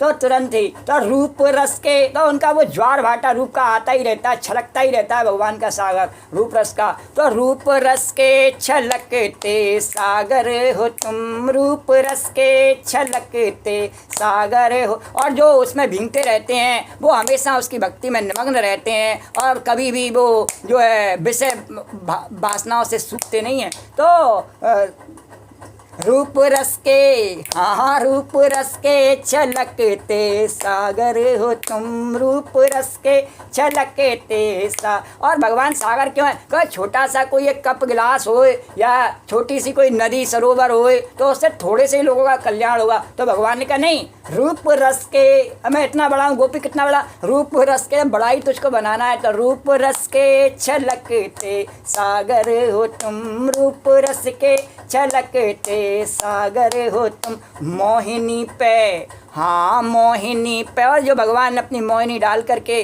और सबको बांध लेते हैं अपने प्रेम के पास में। तो मोहिनी पे गई तेरी हो बारी, मोहिनी पे गई तेरी हो बारी, मैं तो बलिहारी बलिहारी बलिहारी, मैं तो बलिहारी बलिहारी बलिहारी। श्याम सुंदर, श्याम सुंदर छवि तेरी है प्यारी प्यारी, श्याम सुंदर छवि तेरी है प्यारी प्यारी, मैं तो बलिहारी बलिहारी बलिहारी, मैं तो बलिहारी बलिहारी तो भगवान का जो साकार रूप है नहीं, साकार रूप में अपने मन को एकाग्र करता है और अत्यंत श्रद्धा और निष्ठापूर्वक उनको पूछता है, उससे योग में परम सिद्ध मानना चाहिए। और द्वारकाधीश भगवान की जय। और भगवान से जुड़ने का इससे बढ़िया और कोई तरीका आता हो तो गोपी की तरफ से कोई मना थोड़ी है। तो जो इस प्रकार कृष्ण भावना भावित होता है उसके लिए कोई भी भौतिक कार्यकलाप नहीं रह जाती, क्योंकि हर कार्य कृष्ण के लिए किया जाता है। तो शुद्ध भक्त निरंतर कार्यरत रहता है, कभी आलस में बैठता नहीं है, निरंतर कार्यरत रहता है। कभी कीर्तन करता है तो कभी श्रवण करता है या कृष्ण विषयक कोई पुस्तक पढ़ता है या जो भी है। तो कभी कभी प्रसाद तैयार करता है, भोजन बन रहा भगवान का, या तो बाजार से कृष्ण के लिए कुछ मोल लाता है, या कभी मंदिर झाड़ता बुहारता है, कभी बर्तन धोता है। वह जो कुछ भी करता है कृष्ण संबंधी कार्यों के अतिरिक्त अन्य किसी कार्य में एक क्षण भी नहीं गंवाता। यहाँ तक कि फ़ोन भी चलाता तो उसे उसमें भी कृष्ण का प्रचार करने का ध्यान बना रहता है। वो द्वारकाधीश भगवान की है और उसमें भी कृष्ण का दर्शन करने का उसको ध्यान बना रहता है। वो द्वारकाधीश भगवान का वो उदाहरण इसलिए दिया कि आज के युग में वो भी व्यक्ति के एक साधन ऐसा है, कलयुग में जुड़ा हुआ है। तो जो भी जुड़ा हुआ है वो हमारे कृष्ण से भी जुड़ा हुआ है, पहले तभी हमसे जुड़ा हुआ है, इसलिए उसकी बात भी होनी चाहिए। तो कृष्ण संबंधी कार्यों के अतिरिक्त अन्य किसी कार्य में एक क्षण भी नहीं गंवाता, ऐसा कार्य पूर्ण समाधि कहलाता है। बोलो द्वारकाधीश भगवान की जय। ये त्वरक्षरम अनिर्देश्यम अव्यक्तम पर्युपासते और सर्वत्रागम चिंत्यम चाकूटस्थम अचलम ध्रुवम और सत्रेन्द्रिय ग्रामम सर्वत्र समबुद्धया और ते प्राप्नुवन्ति मामेवा सर्वभूता हिते रता, ते प्राप्नुवन्ति मामेवा सर्वभूता हिते रता। भगवान ने कहा, लेकिन जो लोग अपनी इंद्रियों को बस में करके तथा सबों के प्रति समभाव रखकर परम सत्य की निराकार कल्पना के अंतर्गत इस अव्यक्त को पूरी तरह से पूजा करते हैं और तैने जो निराकार की बात कही, ये तो साकार की बताई मैंने, लेकिन अब तैने जो निराकार की भी पूछी है, तो वो निराकार क्या करते हैं, ज्ञान ध्यान में बैठ कर अपनी इंद्रियों को बस में करते हैं और मेरे लिए कष्ट सहन करते हैं। बड़े बड़े लोग तपस्या करने के लिए हिमालय में जाते हैं और वहाँ के बर्फ़ और उसकी वहाँ की ठंड को सहन करते हैं। कुछ लोग पानी में खड़े रह करके और तप करते हैं। तो ऐसे अनेकों प्रकार से मुझसे जुड़ते हैं। तो लेकिन जो लोग अपनी इंद्रियों को बस में करके तथा सबों के प्रति समभाव रखकर और किसी के बैरभाव नहीं रखते, वो भी और सबके प्रति समभाव रखते हैं और परम सत्य की निराकार कल्पना के अंतर्गत, और वो परम सत्य को बिना आकार के, यानी वो मेरे को कृष्ण रूप में, ऐसे मनुष्य रूप में या किसी भी चतुर्भुज रूप में नहीं ध्यान करते, वो केवल निराकार शून्य के रूप में मुझे ध्यान करते हैं। तो सबों के प्रति समभाव रखकर परम सत्य के निराकार कल्पना के अंतर्गत उस अव्यक्त की पूरी तरह से पूजा करते हैं। तो जो इंद्रियों के अनुभूति के परे है उसे, हालांकि भगवान ने कहा मेरे स्वरूप को पहले ही बता दिया, कोई इंद्रियों से जान नहीं सकता है, सर्वव्यापी है। भगवान ने विराट स्वरूप दिखाई करके और बता दिया सर्वव्यापी, उसका आकलन नहीं हो सकता, सब जगह मेरी विभूतियाँ कितनी हैं, क्या है, उसकी कोई गणना नहीं है। तो अकल्पनीय है और कल्पना से परे है, ऐसा स्वरूप अर्जुन ने देखा जो कल्पना से परे है, अपरिवर्तनीय है। और भगवान ने कहा मूल रूप से वह अपरिवर्तनीय है, वह कभी उसमें परिवर्तन नहीं होता कि ये भूत भविष्य वर्तमान ये हमारे अपने थोपे हुए हैं काल पर। वास्तव में तो काल एक ही है, उसमें भूत भविष्य वर्तमान नहीं होता है। तो भगवान ने कहा कि अकल्पनीय है, अपरिवर्तनीय है और अचल तथा ध्रुव है और सत्य है, वह काल सत्य स्वरूप है भगवान ने कहा मेरा। और वे समस्त जीवों के कल्याण में संलग्न रहकर अंततः मुझे प्राप्त करते हैं, किंतु जो मेरा उस रूप से भी काल रूप में मुझे ध्यान करते हैं, वे भी सब प्रकार से और अपना कल्याण कर दूसरों के कल्याण में लगे रहते हैं और फिर मुझे प्राप्त करते हैं अंततः। बोलो द्वारकाधीश भगवान की जय। तात्पर्य, जो लोग भगवान कृष्ण को प्रत्यक्ष पूजा न करके अप्रत्यक्ष विधि से उसी उद्देश्य की प्राप्ति करने का प्रयत्न करते हैं, क्योंकि उद्देश्य क्या है, रास्ते से भगवान ने कहा अंतर नहीं पड़ता है, दोनों की मंजिल क्या है, मंजिल तो मेरे तक पहुंचना है नहीं।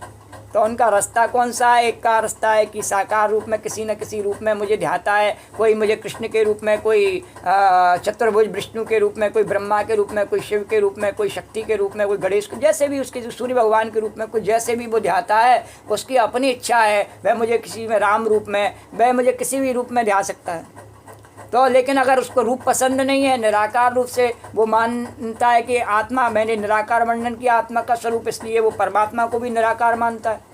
भगवान ने जीव का जो स्वरूप वर्णन किया नहीं, आत्मा का निराकार वर्णन किया, तो हमें भ्रम हो जाता है कि जब जीव निराकार है तो भगवान भी लेकिन जीव जब शरीर धारण करता है तो साकार हो जाता है, किंतु भगवान शरीर अब स्वयं बन जाता है, परमात्मा स्वयं शरीर बन जाता है, इसलिए वह भी साकार है, क्योंकि वह अपने आप में साकार और निराकार का भेद लेकर के नहीं है परमात्मा। ये भेद हमारे थोपे हुए हैं, जैसे अभी कहा कि काल में वर्तमान भूत भविष्य थोपे जाते हैं हमारे द्वारा, ऐसे ही भगवान में निराकार साकार सब कुछ थोपे हुए हैं। भगवान ने कहा नहीं, जैसी तेरी भावना वैसा मैं तदा का, तेरी भावना 1 किलो की तो मैं 1 किलो का भगवान तेरा, और तेरी भावना 100 किलो वजन उठाने की तो मैं तेरे 100 किलो का भगवान। बोलो द्वारकाधीश भगवान की जय। बोल तेरी कितनी भावना है बड़ी, कितना उठा सकता है, उतना ही। जैसे मैंने गोवर्धन पर्वत उठाया नहीं, तू अपनी भावना से कितना मेरा भाव का वजन उठा सकता है, तू मेरा भाव कीमत कितनी लगाता है, बोल 100 लगाता है तो 100 का बल है, और यदि अब जितना तेरे अंदर है बोल भावना, उसी के हिसाब से मैं प्रदान कर देता हूँ। बोलो द्वारकाधीश भगवान की जय। तो जो लोग भगवान कृष्ण के प्रत्यक्ष पूजा न करके अप्रत्यक्ष विधि से उद्देश्य प्राप्त करने का प्रयत्न करते हैं, अप्रत्यक्ष विधि से निराकार रूप से, वे भी अंततः श्री कृष्ण को प्राप्त होते हैं। भगवान ने कहा वे भी प्राप्त मुझे ही होते हैं। अनेक जन्मों के बाद बुद्धिमान व्यक्ति वासुदेव को इस सब कुछ जानते हुए मेरी शरण में आता है, और शरण में आता है। जब मनुष्य को अनेक जन्मों के बाद पूर्ण ज्ञान होता है तो वह कृष्ण की शरण ग्रहण करता है। तो यदि कोई इस श्लोक में बताई गई विधि से भगवान के पास पहुंचता है तो उसे इंद्रिय निग्रह करना होता है। लेकिन इस विधि में भगवान ने कहा क्या है कि इंद्रियों में कृष्ण को बसाना नहीं है। वहाँ तो साकार में तो इंद्रियां अपने आप कृष्ण में आकृष्ट हो गईं, तो उसे बस में करने की आवश्यकता नहीं रही फिर गोपी को। लेकिन यहाँ तो ज्ञानी बन के बैठना है, तो विश्वामित्र की तरह से या शंकराचार्य जी की तरह से या जो भी विद्वान है उनकी तरह से बैठना है, तो फिर क्या करना है, इंद्रिय निग्रह करने के लिए प्रयत्न करना पड़ता है। तो इंद्रिय निग्रह करनी है, क्योंकि इंद्रिय में विकार भरे ही रहते हैं, तो उनको विकारों से दूर रखना का प्रयास करना है। तो यदि कोई इस श्लोक में बताई गई विधि से भगवान के पास पहुंचता है तो उसे इंद्रिय निग्रह करना होता है। प्रत्येक प्राणी की सेवा करनी होती है और सबकी सेवा में अपने जीवन को समर्पण करना होता है और समस्त जीवों के कल्याण कार्य में रत होना होता है। इसका अर्थ ये हुआ कि मनुष्य को भगवान कृष्ण के पास पहुंचना ही होता है। बोलो द्वारकाधीश भगवान। और जब ऐसा करता है तो जीते जी पहुंच ही जाता है भगवान के पास। ऐसा नहीं है कि फिर वो कभी मरेगा जब पहुंचेगा, नहीं, वह अपने भाव से भगवान से जुड़ा हुआ है, भगवान उसके साथ में हर क्षण है। और जब इस प्रकार का जीवन जीता है तो भगवान के साथ ही जीता है, तो उसको भगवान के पास पहुंचा हुआ ही माना जाता है। द्वारकाधीश भगवान की जय। और इसलिए ऐसे लोगों के पास में बहुत सारी भीड़ लगी रहती है, हम देखते हैं नहीं तो लेकिन वह उस भीड़ से दूर रहते हैं। उनका प्रभाव क्या है कि जब भीड़ लगी रहती है तो हम देखते हैं कि वो भीड़ के जो पास आ जाते हैं और जो उसे बरगलाते हैं भीड़ को, वह वास्तव में भगवान के भक्त नहीं होते हैं। वह तो केवल ढोंग और पाखंड के द्वारा अपना नाम प्रचार करके धन ऐंठने का कार्य कर रहे होते हैं किसी न किसी प्रकार से। लेकिन जो वास्तव में संत हैं वह उस भीड़ से दूर रहते हैं। कितनी भी भीड़ चली जावे वह उस भीड़ के सामने प्रकट होकर के उसका मनोरथ सिद्ध करने के लिए वहाँ नहीं आती हैं द्वारकाधीश भगवान। अन्यथा पूर्ण साक्षात्कार, तो इसका अर्थ ये हुआ कि मनुष्य को भगवान कृष्ण के पास पहुँचा ही हुआ होता है। वह हमेशा ऐसे जो व्यक्ति हैं भगवान के पास पहुँचे हुए हैं, तो अन्यथा पूर्ण साक्षात्कार नहीं हो पाता। और अगर ऐसा नहीं है उसके जीवन में तो पूर्ण साक्षात्कार नहीं हो पाता। अगर वह इस साधना को नहीं कर पाता है, कहीं उसमें कमी आ जाती है, माया में उलझ जाता है बाद में फिर, तो प्राय भगवान की शरण में जाने के पूर्व पर्याप्त तपस्या करनी होती है। तपस्या के द्वारा अपने शरीर को उस लायक बनाना होता है। तो आत्मा के भीतर परमात्मा का दर्शन करने के लिए मनुष्य को देखना, सुनना, स्वाद लेना, कार्य करना आदि इंद्रिय कार्यों को बंद करना होता है।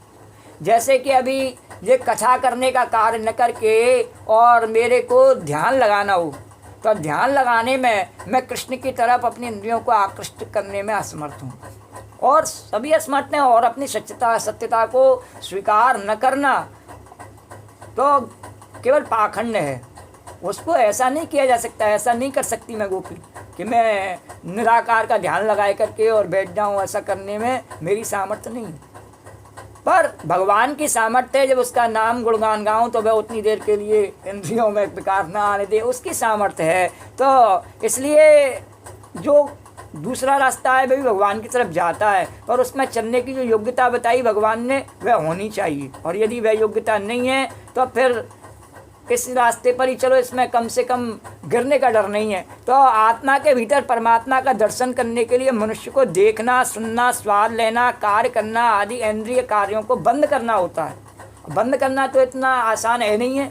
उसको दूसरा कोई कार्य मिल जावे तो उसमें लगा रहे वो, और यदि केवल बंद करने की बात करी जावे तो बहुत कठिन है, तो उसके लिए इतना संभव नहीं है। और भगवान की भक्ति में लगा रहे तो एक दिन भगवान ऐसी भी कृपा कर सकते हैं कि अपने आप बंद भी हो जाता है। बोलो द्वारकाधीश भगवान की।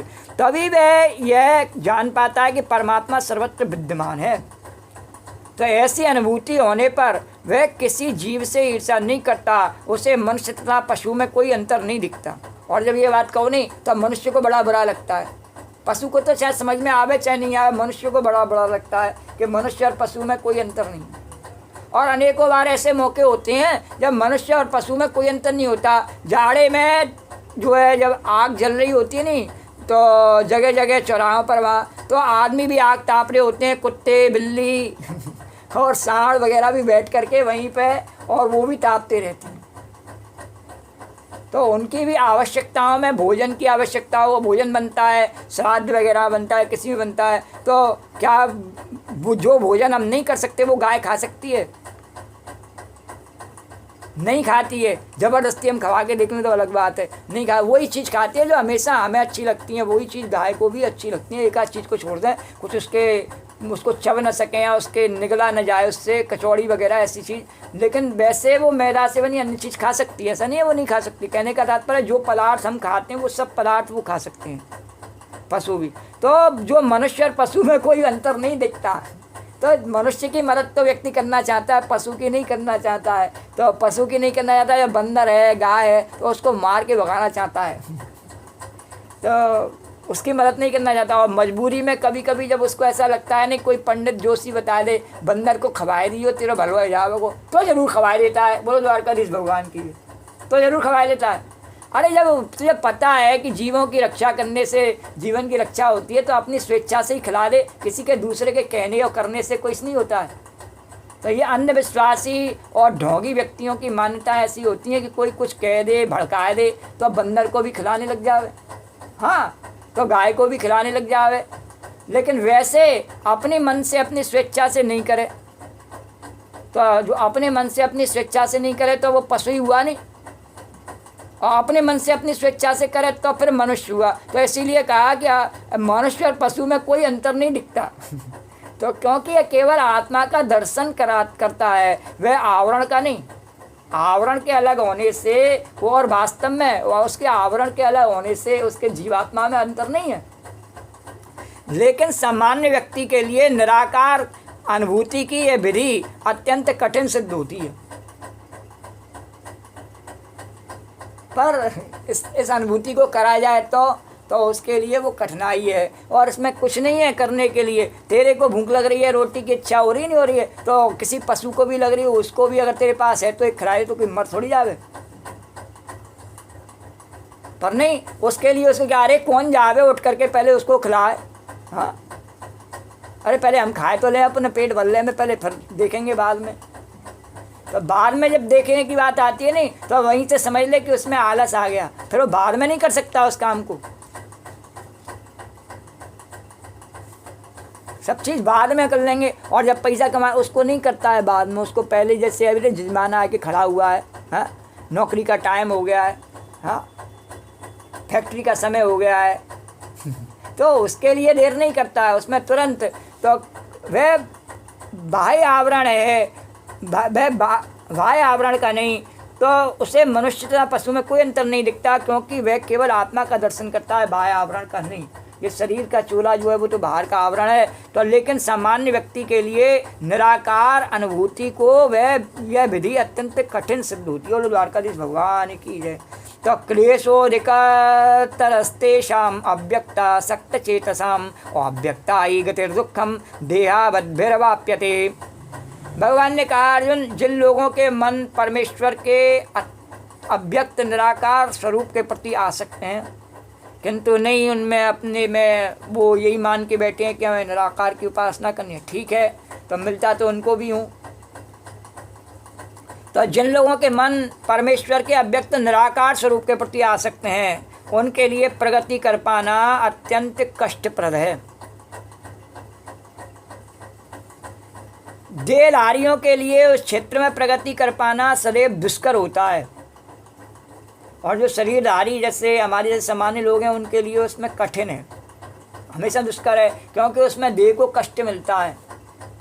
सामान्य भक्ति करने में देह को कष्ट नहीं मिलता है कि जब भूख लगेगी जब मैं खा सकता हूँ, तो कोई कष्ट नहीं होता है। और यदि मैं सोचूं कि मुझे 8 दिन तक खाना ही नहीं है और भूख लगेगी जब खा सकता हूँ, तो उसमें मैं कभी खाऊँ कभी नहीं खाऊँ, कोई परेशानी नहीं होती। जब भूख लगे खाऊँगा तो उसमें कोई परेशानी, लेकिन 8 दिन तक नहीं खाऊँ तो फिर पहले ही दिन ही परेशानी उत्पन्न हो जाएगी। लेकिन हाँ, उसमें शक्ति है, सामर्थ्य है, झेल जावे और उसको पूर्ण कर लेवे, तो उसको मैं मिल जाता हूँ। कोई इसमें भगवान ने कहा इसमें कोई अंतर नहीं है। तो जिन लोगों के मन परमेश्वर के अव्यक्त निराकार स्वरूप के प्रति आसक्त हैं, उनके लिए प्रगति कर पाना अत्यंत कष्टप्रद है। हाँ है, विधि ये कष्टप्रद है।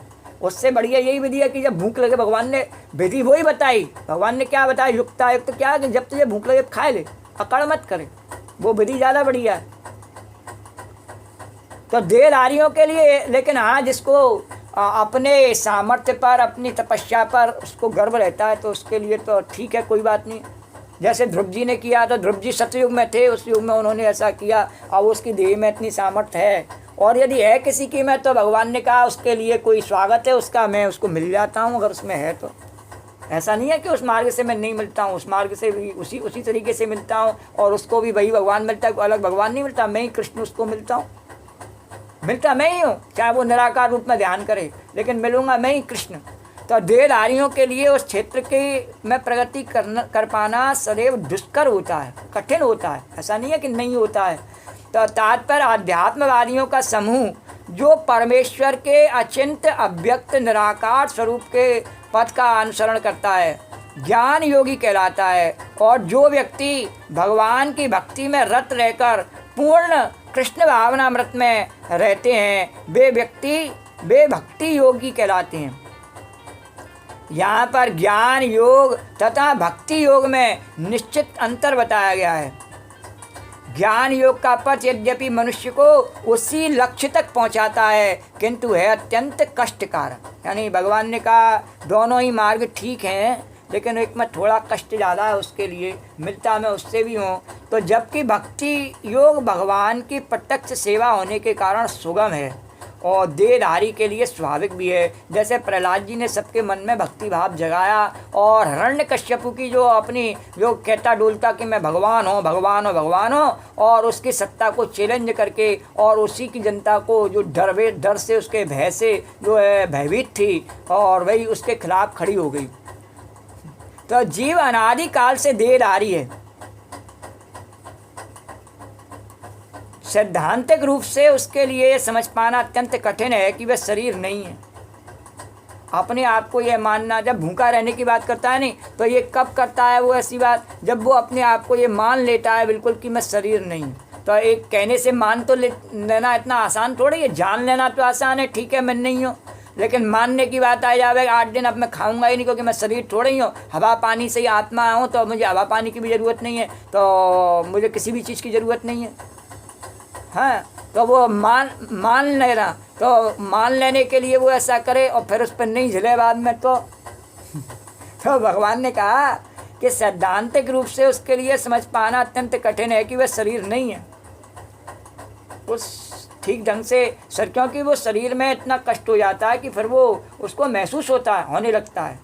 एक छोटा सा मच्छर भी काटता है तो शरीर में कष्ट होता है, और वो कहे कि मैं इतना भूखा रहा हूँ, इतने जल में ही पड़ा रहा हूँ, इतना ऐसे ही करूँ, या बर्फ़ में पड़ा रहा हूँ, या तो फिर उसके लिए अग्नि तापता रहूँ, तो शरीर में कष्ट होगा। तो उसके लिए ऐसा नहीं है कि कष्ट नहीं होगा। तो अतः भक्ति योगी कृष्ण के विग्रह को पूज्य मानता है, क्योंकि उसके मन में कोई ना कोई शारीरिक बोध रहता है, तो जिसे इस रूप में प्रयुक्त किया जा सकता है। तो निसंदेह मंदिर में परमेश्वर के स्वरूप की पूजा मूर्ति पूजा नहीं है।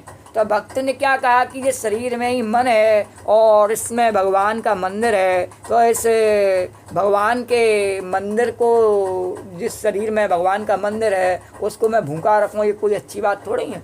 तो जिसे ऐसे रूप में प्रयुक्त किया जा सकता है कि निसंदेह मंदिर में परमेश्वर के स्वरूप की पूजा मूर्ति पूजा नहीं है केवल। तो वैदिक साहित्य में साक्ष्य मिलता है कि पूजा सगुण तथा निर्गुण हो सकती है। मंदिर में विग्रह पूजा सगुण पूजा है, क्योंकि भगवान को भौतिक गुणों के द्वारा प्रदर्शित किया जाता है। भगवान की मूर्ति है, भगवान के आयुध हैं, भगवान का श्रृंगार है, भगवान के भोग आ रहे हैं, भगवान के कीर्तन गाए जा रहे हैं, और मंदिर में परिक्रमा चित्र आदियों से भगवान की पूरी में जयकारों के द्वारा और उत्सवों के द्वारा अनेकों प्रकार से भगवान की जो है वहाँ पर साक्ष्य बनाए जाते हैं। तो वैदिक साहित्य के से साक्ष्य मिलता है कि पूजा सगुण तथा निर्गुण हो सकती है। तो मंदिरों में विग्रह पूजा सगुण पूजा है, क्योंकि भगवान की भौतिक गुणों के द्वारा प्रदर्शित किया जाता है। उसका खूब अच्छी तरह से उसका प्रदर्शन हम देखते हैं मंदिरों में। तो लेकिन भगवान के स्वरूप को चाहे पत्थर लकड़ी या तेल चित्र जैसे भौतिक गुणों द्वारा क्यों ना व्यक्त किया जाए, वह वास्तव में भौतिक नहीं होता है। लेकिन जब वह भगवान का स्वरूप बन जाता है तो वह भौतिक नहीं रहता है। और हम कभी कभी क्या करते हैं, उस स्वरूप को हम बना तो लेते हैं, लेकिन फिर अपनी सुविधा अनुसार करने लगते हैं। जैसे हमारी सुविधा है वैसे कर लेंगे, अरे कोई बात नहीं है। अब जब द्वारकाधीश का मंदिर तो उसमें है तो 6:30 बजे 7 बजे मंगला होती है, और हम कोई बात नहीं है, हम तो हमारे भगवान तो कोई परेशानी थोड़ी है, और 10 बजे उठेंगे 9 बजे उठेंगे जब हमारी इच्छा है, जब उठेंगे। तो क्यों ऐसा करते हैं? क्योंकि हम समझते हैं कि जो भगवान बैठा है ना, ये वास्तव में भगवान नहीं है। द्वारकाधीश में जो भगवान है वह भगवान है। और कभी कभी जब हम वहाँ भी पहुँच जाते हैं तो वहाँ भी जब हमें कोई मिलने बोलने वाला दिख जाता है तो दर्शन करना भूल करके हम पहले उससे बोलने लगते हैं, तब वहाँ द्वारकाधीश भगवान नहीं है। तब वो क्या कहते हैं कि अरे पहले इस व्यक्ति से हमें मिलना जरूरी था, पहले व्यक्ति में भगवान है। बड़े ज्ञानी रहते हैं नहीं, तो वो क्या कहते हैं इसमें भगवान है, पहले इससे बात करना जरूरी था, मेरा काम इसमें भगवान है। अच्छा उसमें भगवान है, अब उससे आपका स्वार्थ टूट गया तब उसको गाली देने लगते हैं, तब उसमें भगवान नहीं है। ऐसा क्यों होता है? ऐसा इसलिए होता है कि हम पहले ही अपने मन में जो भगवान है उसको भगवान मानने के लिए तैयार नहीं, उससे देखने के लिए हम तैयार नहीं। सब जगह हम देखने के लिए तैयार हैं। और जब मन में भगवान है नहीं तो मंदिर में भी मन लगता है, घर में भी मन लगता है, सब जगह जहाँ भी है। और जो सामने वाले से उसकी बात को भी सुनने में मन लग सकता है। तो परमेश्वर की यही परम प्रकृति है। तो यहाँ पर एक मोटा उदाहरण दिया जा सकता है कि सड़कों के किनारे पत्र पेटिकाएँ होती हैं, तो जिनमें यदि हम अपना पत्र डाल दें तो वे बिना किसी कठिनाई के अपने गंतव्य स्थान पर पहुँच जाते हैं। लेकिन यदि कोई ऐसी पुरानी पेटिका या उसकी अनुकृति कहीं दिखे जो डाकघर द्वारा स्वीकृत न हो तो उससे यही कार्य नहीं हो सकेगा। ऐसी वो पत्र पेटिका जिसको कि डाकिया खोलता ही नहीं, उन्होंने रिजेक्ट कर दी उसको, और वो लटक रही है वहाँ पर, और उसमें भी पत्र डाल जाता है आदमी। और द्वारकाधीश भगवान की वो रिजेक्ट है। और मूर्खों की कोई कमी थोड़ी है, ऐसे ऐसे मूर्ख रहते हैं तो वो उसमें डाल जाता है पत्र। कहीं उसको मौका नहीं मिलता, उसको जानता ही नहीं, जाना उस पर कहीं आता नहीं, आना आता नहीं, जो खाली उसको दिखती है घर के सामने एक पेटी अपनी उसमें डाल देता है, तो उसमें वही कार्य नहीं हो सकेगा। लेकिन उसका वह पत्र वहाँ कहीं पहुँचेगा नहीं। तो इसी प्रकार ईश्वर के विग्रह रूप में, जिसे अर्चा विग्रह कहते हैं, अपना प्रामाणिक वेद स्वरूप बना रखा है। यह अर्चा विग्रह परमेश्वर का अवतार होता है। ईश्वर इसी स्वरूप के माध्यम से सेवा स्वीकार करते हैं और भगवान सर्वशक्तिमान हैं। अतएव वे अर्चा विग्रह रूपी अपने अवतार से भक्ति की सेवाएं स्वीकार कर सकते हैं और जिससे बद्ध जीवन वाले मनुष्य को सुविधा हो। अरे अर्चा विग्रह कैसा है भगवान का कि जब भगवान मन में है नहीं तो बाहर जो घर में मूर्ति है नहीं उसमें भी मन लगता है। तो भाई भगवान का क्या अर्चा विग्रह है और उसके माध्यम से वो सेवा स्वीकार करते हैं। तो उससे संबंध कैसा होना चाहिए? जैसा घर के अन्य सदस्यों से आपका संबंध है। तो अन्य सदस्यों को यदि भोजन बना रहे हैं तो अन्य सदस्यों को क्या इलायची दाना खिलाए करके और बिठा सकते हैं? अगर उनको इलायची दाना खिलाए के बिठा सकते हैं, केवल दही का भोग लगाए के, केवल फल का भोग लगाए के उनको बिठा सकते हैं, तो कोई बात नहीं है, भगवान को भी ऐसा कर लें। और यदि ऐसा नहीं कर सकते हैं तो भगवान को भी वही भोग लगाना चाहिए जो पहले उनको खिलाना चाहते हैं, उससे पहले वो चीज़ भगवान को भोग लगानी चाहिए। ऐसे अनेकों बहुत सारे उदाहरण हैं जो हम अपने लिए, अपने परिवार के सदस्यों के लिए चाहते हैं, पर क्या वही भाव हमारा भगवान के लिए होता है? नहीं होता है। वह भाव भगवान के लिए नहीं। हाँ, ऐसा हो सकता है कि हम अपने बच्चे के लिए कोई चीज़ लाएं, हाँ जा भोग लगा दो इसका, पर वो भगवान के लिए नहीं लाए हैं। तो भगवान भी कह देता है कि तेरी चीज़ झूठी है, यानी इसमें झूठी भावना है। पहले तेने अपने बेटा बेटी की भावना की, बाद में मेरे को लाया।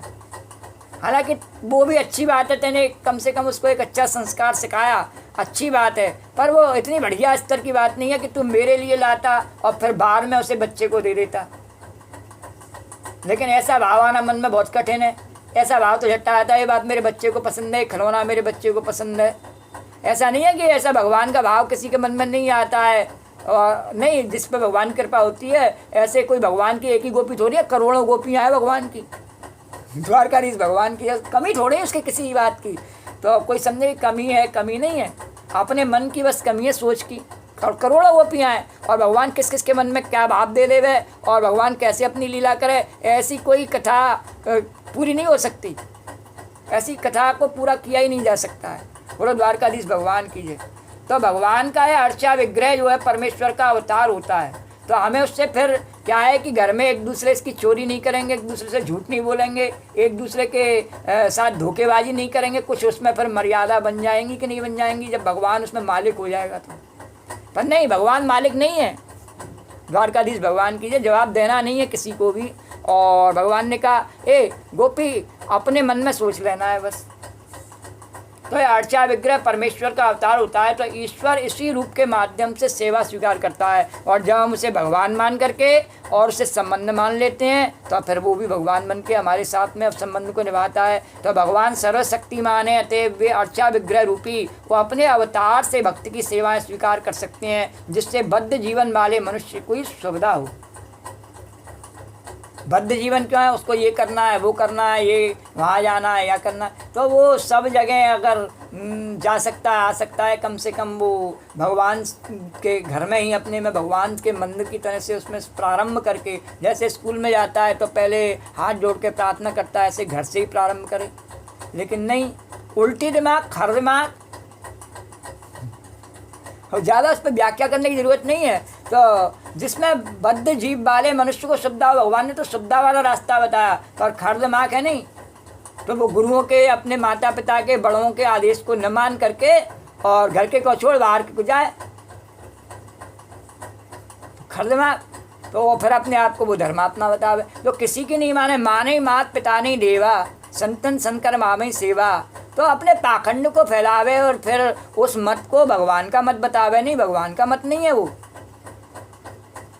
तो इस प्रकार भक्त को भगवान के पास सीधे और तुरंत ही पहुंचने में कोई कठिनाई नहीं होती। लेकिन जो लोग आध्यात्मिक साक्षात्कार के लिए निराकार विधि का अनुसरण करते हैं, उनके लिए यह मार्ग कठिन है। उन्हें उपनिषदों जैसे वैदिक साहित्य के माध्यम से अव्यक्त स्वरूप को समझना होता है, उन्हें भाषा सीखनी होती है, इंद्रियातीत अनुभूतियों को समझना होता है और इन समस्त विधियों का ध्यान रखना होता है। यह सब एक सामान्य व्यक्ति के लिए सुगम नहीं होता। तो ज्ञान का जो मार्ग है वह सामान्य व्यक्ति के लिए भगवान ने कहा इतना सुगम नहीं। तो कृष्ण भावनामृत में भक्तिरत मनुष्य मात्र गुरु के पथ प्रदर्शन द्वारा, मात्र अर्चा विग्रह के नियमित नमस्कार द्वारा, मात्र भगवान की महिमा के श्रवण, ये नियमित नमस्कार क्यों कहा अर्चा विग्रह के लिए? आपने कोई तस्वीर टांगी भगवान की, भगवान का, उसका नियमित समय पर नित्य प्रति उठ के नमस्कार, और ज़्यादा कुछ नहीं कर सके, नमस्कार तो कर सकता है, लेकिन नहीं, वह नित्य उठ करके उसका नमस्कार भी नहीं कर सकता है। ये आश्चर्य की बात है कलयुग में। वह उस चित्र को टांग के देख लेना, फिर नित्य उठ के उसका नमस्कार भी नहीं कर सकता है। और ये नहीं कभी नहीं करता है, जब उसे ध्यान आ जाता है जब करता है, नियत समय पर, उसी समय पर, जैसे एक ही समय पर जैसे सूर्य भगवान दर्शन देते हैं, नियत समय पर अस्त होते हैं, उस प्रकार से नियत समय पर उठ करके, और एक नियम भी जीवन में नहीं बना सकता है कि नमस्कार करने का, चलो माता पिता को नहीं करता, भगवान के चित्र को ही नमस्कार करने का और अभ्यास बना ले, वो भी नहीं कर सकता है। द्वारकाधीश भगवान की जय। नहीं, वो उसके मन में क्या है, चित्र है, कर लिया तो ठीक है, नहीं कर लिया तो भगवान भी है। कभी हाँ भगवान की मौज आ गई, कभी तुझे आनंद देने के लिए ठीक है, और नहीं तो पड़ा रहे। तो मात्र भगवान की महिमा के श्रवण द्वारा तथा मात्र भगवान पर चढ़ाए गए उच्चिष्ट भोजन को खाने से भगवान की सरलता से समझ लेता है।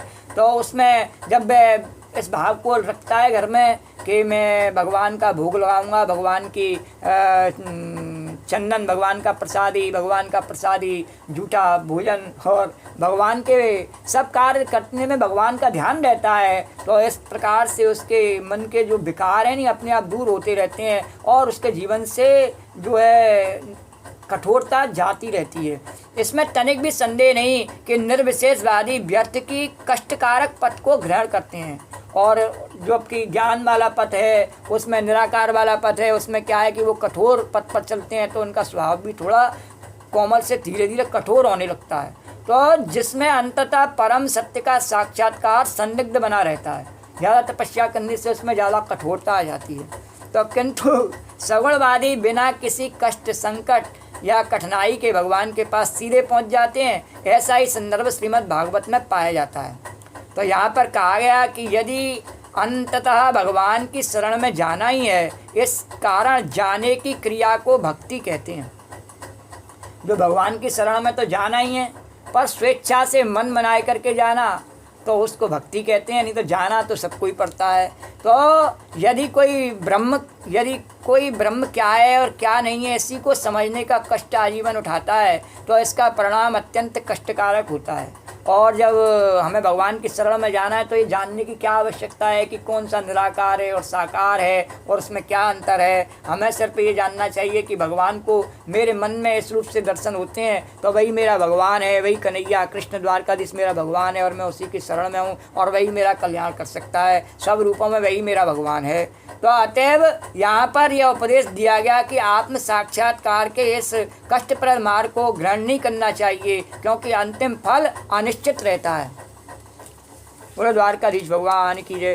तो जीव शाश्वत रूप से व्यष्टि आत्मा है और यदि वह आध्यात्मिक पूर्ण से तदाकार होना चाहता है या वह अपनी मूल प्रकृति के शाश्वत सत तथा ज्ञेय यानी चित्त पक्षों का साक्षात्कार तो कर सकता है, लेकिन आनंद में अंश की प्राप्ति नहीं हो पाती है। सत्य का साक्षात्कार वह कर सकता है अपने जीवन में सत्य का पालन करके और चित्त को बस में करके और अपने चिंतन से उस परम ब्रह्म का भी साक्षात्कार कर सकता है, किंतु वह भगवान के आनंद स्वरूप जो भगवान का मनमोहन कृष्ण का आकर्षण स्वरूप है, उस आनंद का अनुभव वह नहीं कर सकता है। उसका अनुभव तो गोपी कर सकती है, जिनको भगवान रास में प्रवेश देते हैं। और रास में प्रवेश जब ही देते हैं जब वे कृष्ण के उस दिव्य स्वरूप का अनुभव कर सके, और उसके अनुभव के बिना उसका ज्ञान अधूरा ही रहता है, उसकी एक सीढ़ी कमी रहती है उसमें।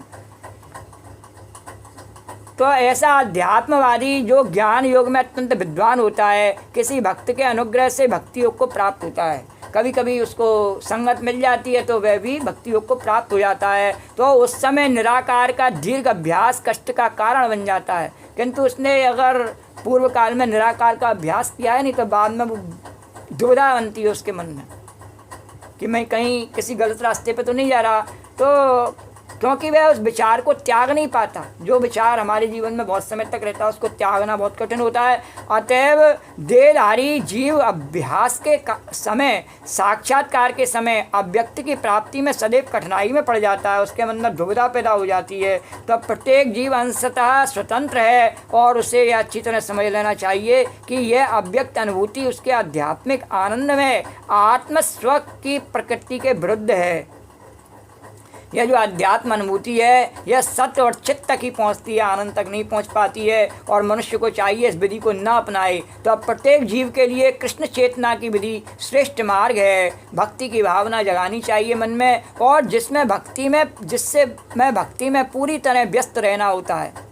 उसमें व्यक्ति खाली नहीं होता है, भक्ति में व्यस्त होता है। जैसे तपस्या में पूरे समय वो खाली होता है, उसको रोकना होता है, और भक्ति में रोकने की आवश्यकता नहीं है। भगवान द्वारकाधीश उसको राधा रानी की उसमें सौंप देते हैं। इसको बात करके अच्छी तरह से, जैसे सुखदेव जी को तोता बनाए करके रखा नहीं उनके पास में, ऐसे इसको बात करके रखना और बढ़िया ढंग से मेरा भोग राग इससे लगवाते रहना और आनंद से बर्तन मजवाते रहना। बोलो द्वारकाधीश भगवान की जय। तो यदि कोई भक्ति की उपेक्षा करना चाहता है तो नास्तिक होने का संकट रहता है। तो यदि उसकी उपेक्षा करना चाहता है, अब वो कहे कि नहीं ये तो मेरे लिए बंधन है, तो बंधन है तो फिर वो नास्तिक है। तो अतएव अव्यक्त विषयक एकाग्रता की विधि को जो इंद्रियों की पहुँच से परे है, जैसा कि ये व्यस्तता जो है नहीं, ये भगवान ने अपने आप ही योग बताया। तो गोपी की जो व्यस्तता है वह कृष्ण प्रेम में योग में सहायक है, और जो योगी की जो रिक्तता है वह कृष्ण प्रेम में बाधक है। तो अतएव अव्यक्त विषयक एकाग्रता की विधि को जो इंद्रियों की पहुँच से परे है, जैसा कि श्लोक में कहा जा चुका है, इस युग के प्रोत्साहन नहीं मिलना चाहिए। भगवान कृष्ण ने इसका उपदेश नहीं दिया। बोलो द्वारकाधीश भगवान की जय। अरे ये तू सर्वाणि कर्माणि और मयि सन्न्यस्य मत्परा अनन्येनैव योगेन मां ध्यायन्त्युपासते तेषां समुद्धरतां मृत्युसंसारसागरात् और भवामि चिरात्यार्थः और मय्यावेशित चेतसां। भगवान ने फिर कहा मय्यावेशित चेतसां। बोलो द्वारकाधीश भगवान की जय। तो जो अपने सारे कार्यों को, भगवान ने कहा अर्जुन, जो अपने सारे कार्यों को मुझ में अर्पित करके तथा आवेश चलित भाव से मेरी भक्ति करते हुए मेरी पूजा करते हैं और अपने चित्तों को मुझ पर स्थित करके निरंतर मेरा ध्यान करते हैं, उसके लिए पार्थ मैं जन्म मृत्यु के सागर से शीघ्र उद्धार करने वाला हूँ। बोलो द्वारकाधीश भगवान की जय। भगवान ने क्यों कहा? क्योंकि हम भगवान की भक्ति कर नहीं पाते हैं, इसलिए भगवान ने कहा। अगर कर रहे होते मनुष्य सब भगवान की भक्ति कर रहे हैं, गोपी सही बता, प्रभु नहीं, मैं ही नहीं कर रही, तो फिर तो समझ ले कि जो अपने सारे कार्यों को मुझ में अर्पित करके, अभी कहा नहीं शोक धाम तज काम, पहले ही कहा शुरू में, क्या कहा? शोक धाम तज काम, जो सब छोड़ करके और तथा अविचलित भाव से बिना हिले डुले किसी भी परिस्थिति में, गर्मी हो, जाड़ा हो, सुख हो, दुख हो, कुछ भी हो, कोई छूटे, कोई मरे, कोई जावे, कोई गावे, कोई रोवे, कोई हंसे, कुछ भी हो, अविचलित भाव से मेरी भक्ति करते हुए मेरी पूजा करते हैं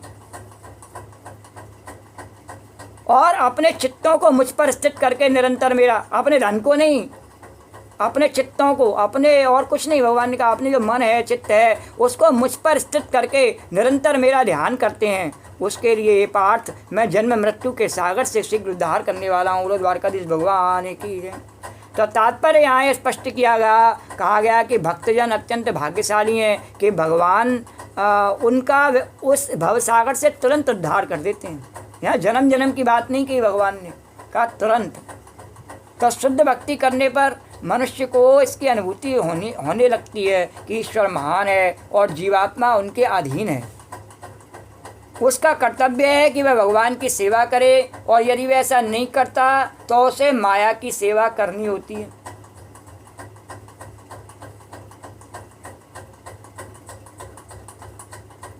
या तो नाचई नर मरकट की नाई, सो मायावश विवश घुसाई।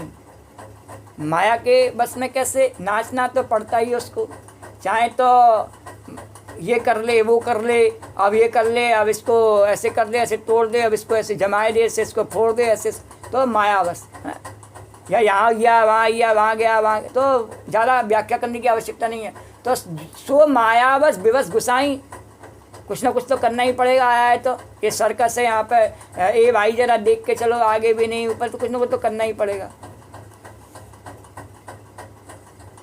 तो सो मायावश विवश घुसाई और नाचई नर मरकट की नाई। घर में माया की पुतलियाँ बैठी हुई हैं तो ये नचाती रहती हैं, ये लिया ना, वो कर देना, ये कर देना, चाहे वो पत्नी के रूप में हो, चाहे वो माता के रूप में हो, चाहे वो बेटी के रूप में, चाहे बहन के रूप में, या किसी के रूप में, चाहे दादी अम्मा के रूप में हो, किसी के रूप में हो, उसका काम यही है। एक दिन जो हो गया है इसको जैसे कर देना, इसको जो कर, उसका काम यही है। तो सो मायावश विवश घुसाई और नाचई नर मरकट की नाई, और बंदर की तरह नाचता रहता है। वो द्वारकाधीश भगवान की, तो नाचना तो फिर भी पड़ेगा। और या भगवान के लिए नाच, अगर जब नाच नहीं है तो सोच ले, ओ घाटे का सौदा क्यों करता है? जब नाच नहीं है तो फिर उस मालिक के आ गई नाचने का है गोपी बन करके। तो उमादार जो सिद्ध की नाई उस समय नचावत राम गुसाई, जब सबको भगवान ही नचा रहे तो उन्हीं के आगे नाचने में फ़ायदा है। तो जैसा कि पहले तो भगवान शंकर ने माता पार्वती को, उन्हीं के आगे नाचने में फ़ायदा है। तो उमा राम स्वभाव जी जाना और ताय भजन तज भावना आना, और यह सम्माद जासुर आवा रखपत चरण भगत सोई पावा। तो पहले सोच ले, तो जैसा कि पहले कहा जा चुका है, केवल भक्ति से परमेश्वर को जाना जा सकता है। अतएव मनुष्य को चाहिए कि वह पूर्ण रूप से भक्त बने। भगवान को प्राप्त करने के लिए अपने मन को कृष्ण में पूर्णता एकाग्र करे, वह कृष्ण के लिए ही कर्म करे, चाहे वह जो भी कर्म करे, लेकिन वह कर्म केवल कृष्ण के लिए होना चाहिए। उसमें सोच ले, क्या कृष्ण इस कर्म से तेरे से प्रसन्न है? तो भक्ति का यही आदर्श है। तो भक्त भगवान को प्रसन्न करने के अतिरिक्त और कुछ भी नहीं चाहता। तो भगवान ने कहा गोपी क्या तू सब कर्म ऐसा कर सकती है जो मेरे को अच्छा लगे? मैंने कहा नहीं, मैं तो 50 में ऐसे कर्म करती हूँ हकीकत में भगवान कि जो आपको अच्छे नहीं लगते हों और बाद में फिर मुझे भी अच्छे नहीं लगते हैं। वो द्वारकाधीश भगवान की जय। तो उसके जीवन का उद्देश्य कृष्ण को प्रसन्न करना होना चाहिए। कृष्ण की तुष्टि के लिए वह सब कुछ उत्सर्ग कर सकता है। गोपी तू कर सकती है? नहीं कर सकती हूँ प्रभु। भूख लगी आ गई तो खाने की सोचूंगी और दूसरा कोई आ जाए तो उस समय तो मुझे दे भले ही दो उसको, फिर मैं लेकिन थोड़ा तो मुझे उस समय भरा लग ही सकता है। तो सब कुछ उसका उत्सर्ग कर सकती है। तो जिस प्रकार अर्जुन ने कुरुक्षेत्र के युद्ध में किया, पर अर्जुन जो है भगवान का कैसा भक्त है कि उसने सब कुछ उत्सर्ग कर दिया। भक्ति में हनुमान जी ने सब कुछ उसका उत्सर्ग कर दिया, नारद जी ने सब कुछ उत्सर्ग कर दिया। तो भगवान के जो भक्त हैं, तो यह विधि अत्यंत सरल है। तो मनुष्य अपने कार्य में लगा रहकर हरे कृष्ण महामंत्र का कीर्तन कर सकता है। हरे कृष्णा कृष्णा कृष्णा हरे हरे, हरे राम राम राम हरे। हरे कृष्णा कृष्णा कृष्णा हरे हरे, हरे राम राम राम। हरे कृष्णा कृष्णा कृष्णा हरे हरे, हरे राम राम राम हरे। हरे कृष्णा कृष्णा कृष्णा हरे हरे, हरे राम राम राम हरे। हरे कृष्णा कृष्णा कृष्णा हरे हरे, हरे राम राम राम हरे। हरे कृष्णा कृष्णा कृष्णा हरे हरे, हरे राम राम राम हरे हरे। हरे कृष्णा कृष्णा कृष्णा हरे हरे राम राम राम हरे हरे। हरे कृष्णा कृष्णा कृष्णा हरे हरे, हरे राम राम राम हरे। हरे कृष्णा कृष्णा कृष्णा हरे हरे, हरे राम राम राम हरे हरे। हरे कृष्णा कृष्णा कृष्णा हरे हरे राम राम राम हरे हरे। हरे कृष्णा कृष्णा कृष्णा हरे हरे, हरे राम राम राम हरे। हरे कृष्णा कृष्णा कृष्णा हरे हरे, हरे राम राम राम हरे। हरे कृष्णा कृष्णा कृष्णा हरे हरे, हरे राम राम राम हरे। हरे कृष्णा कृष्णा कृष्णा हरे हरे, हरे राम राम राम हरे हरे। हरे कृष्णा कृष्णा कृष्णा हरे हरे राम राम राम हरे। ऐसे दिव्य कीर्तन से भक्त भगवान के प्रति आकृष्ट हो जाता है। यहाँ पर भगवान वचन देते हैं कि वे ऐसे शुद्ध भक्त का तुरंत ही भवसागर से उद्धार कर देंगे। जो योगाभ्यास में बड़े चढ़े हैं वे योग द्वारा अपनी आत्मा को इच्छानुसार किसी भी लोक में ले जा सकते हैं और अन्य लोग इस अवसर को विभिन्न प्रकार से उपयोग में लाते हैं। लेकिन जहाँ तक भक्त का संबंध है उसके लिए स्पष्ट कहा गया कि स्वयं भगवान ही उसे ले जाते हैं। जब मैया कहा गया नहीं तो मैया स्वयं गोद में उठा करके ले जाती है, उंगली पकड़ के ले जाती है। उसको अपने आप अपने बच्चे को पता है कि उसकी क्या तकलीफ़ है, उसमें कितनी सामर्थ्य है, क्या है, मैया को सब कुछ मालूम है। तो भक्त को वैकुंठ में जाने के पूर्व अनुभवी बनने के लिए प्रतीक्षा नहीं करनी पड़ती। उसको कोई प्रतीक्षा करने की आवश्यकता नहीं, क्योंकि उसको कोई जाने की इच्छा ही नहीं है, इसलिए उसकी कोई प्रतीक्षा भी नहीं है। तो 12 पुराण में एक श्लोक आया है, नवामि परमम स्थानम चिरादिगतिम बिना गरुड़ स्कंदमारोप्य यथेच्छम अनिवार्यता। तात्पर्य यह है कि वैकुंठ में आत्मा को ले जाने के लिए भक्त को अष्टांग योग साधने की आवश्यकता नहीं है। इसका भार भगवान स्वयं अपने ऊपर लेते हैं। तो अभी यहाँ पर स्पष्ट कर रहे हैं कि वे स्वयं ही उद्धारक बनते हैं।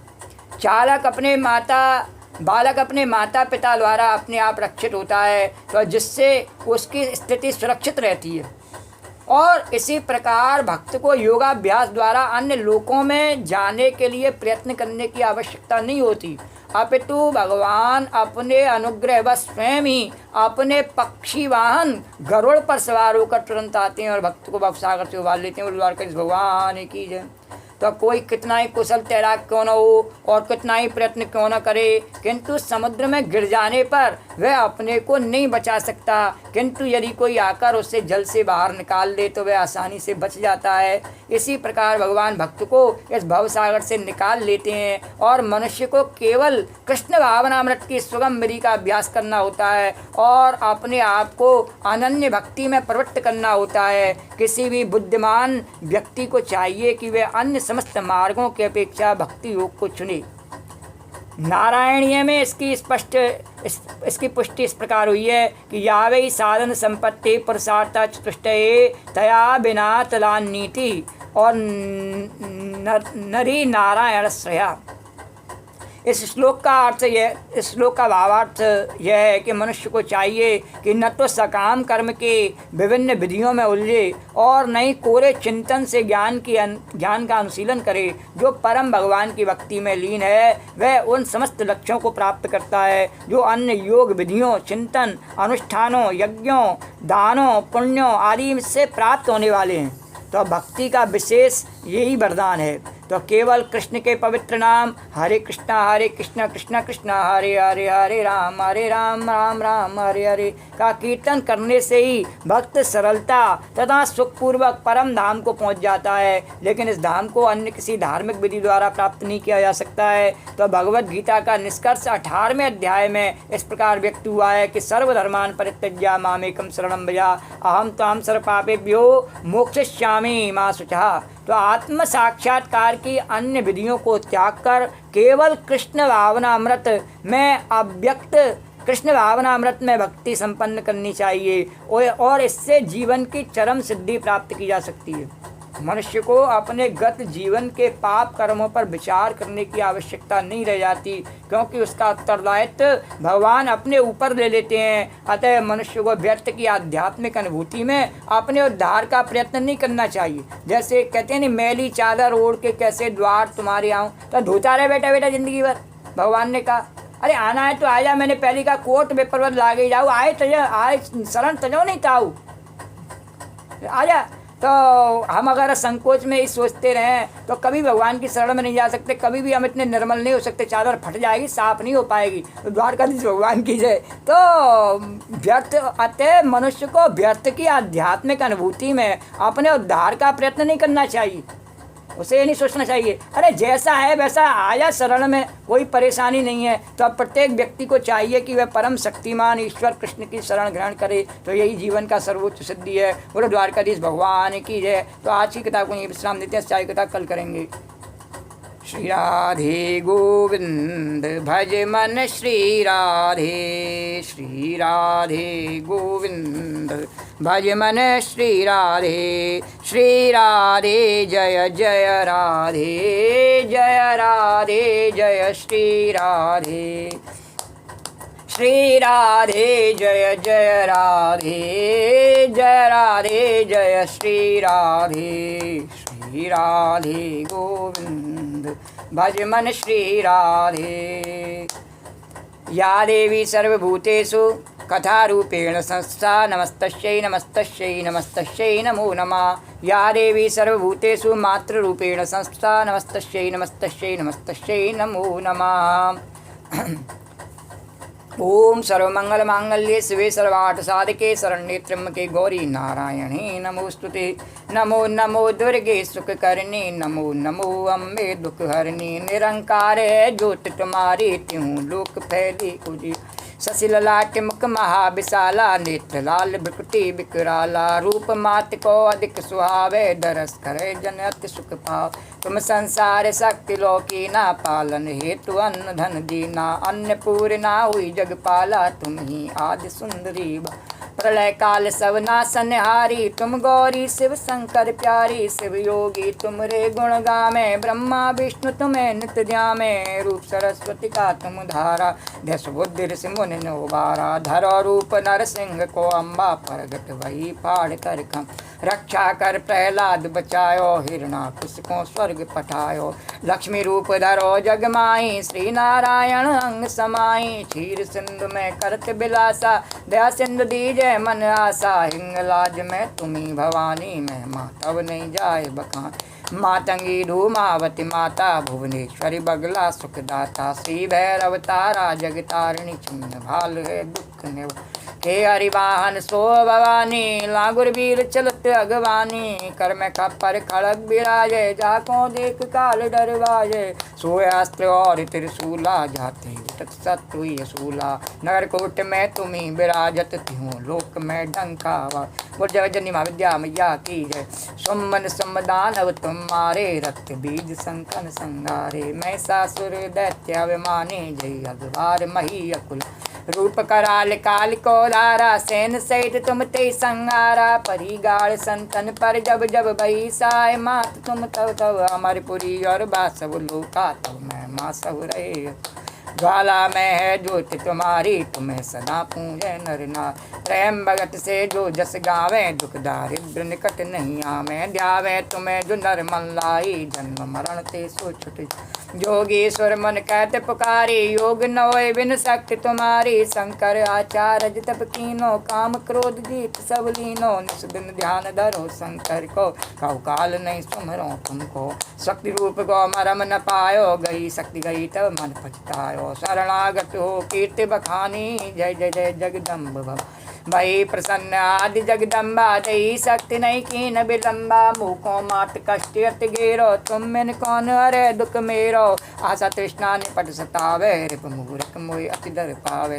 शत्रुनाश की जय महारानी सुमरो एक चित तुम्हें भवानी करो कृपा हे मातु दयाला रिद्धि सिद्ध दय करो निहाला जन्म जन्म में तब फल पाऊँ तुमरो जस में सदा सुनाऊँ दुर्गा चालीसा जो गावे सब सुख भोग परम पद पावे देवी दास शरण निज जानी करो कृपा जगदम्ब भवानी करो कृपा जगदम्ब भवानी बोलो जग जननी अन्नपूर्णा पार्वती मैया की जय राम कहो बावरे कृष्ण कहो कृष्ण कहो बावरे राम कहो बावरे कृष्ण कहो बावरे राम कहो बावरे कृष्ण कहो बावरे राम कहो बावरे कृष्ण कहो बावरे राम कहो बावरे कृष्ण कहो बावरे राम कहो बावरे कृष्ण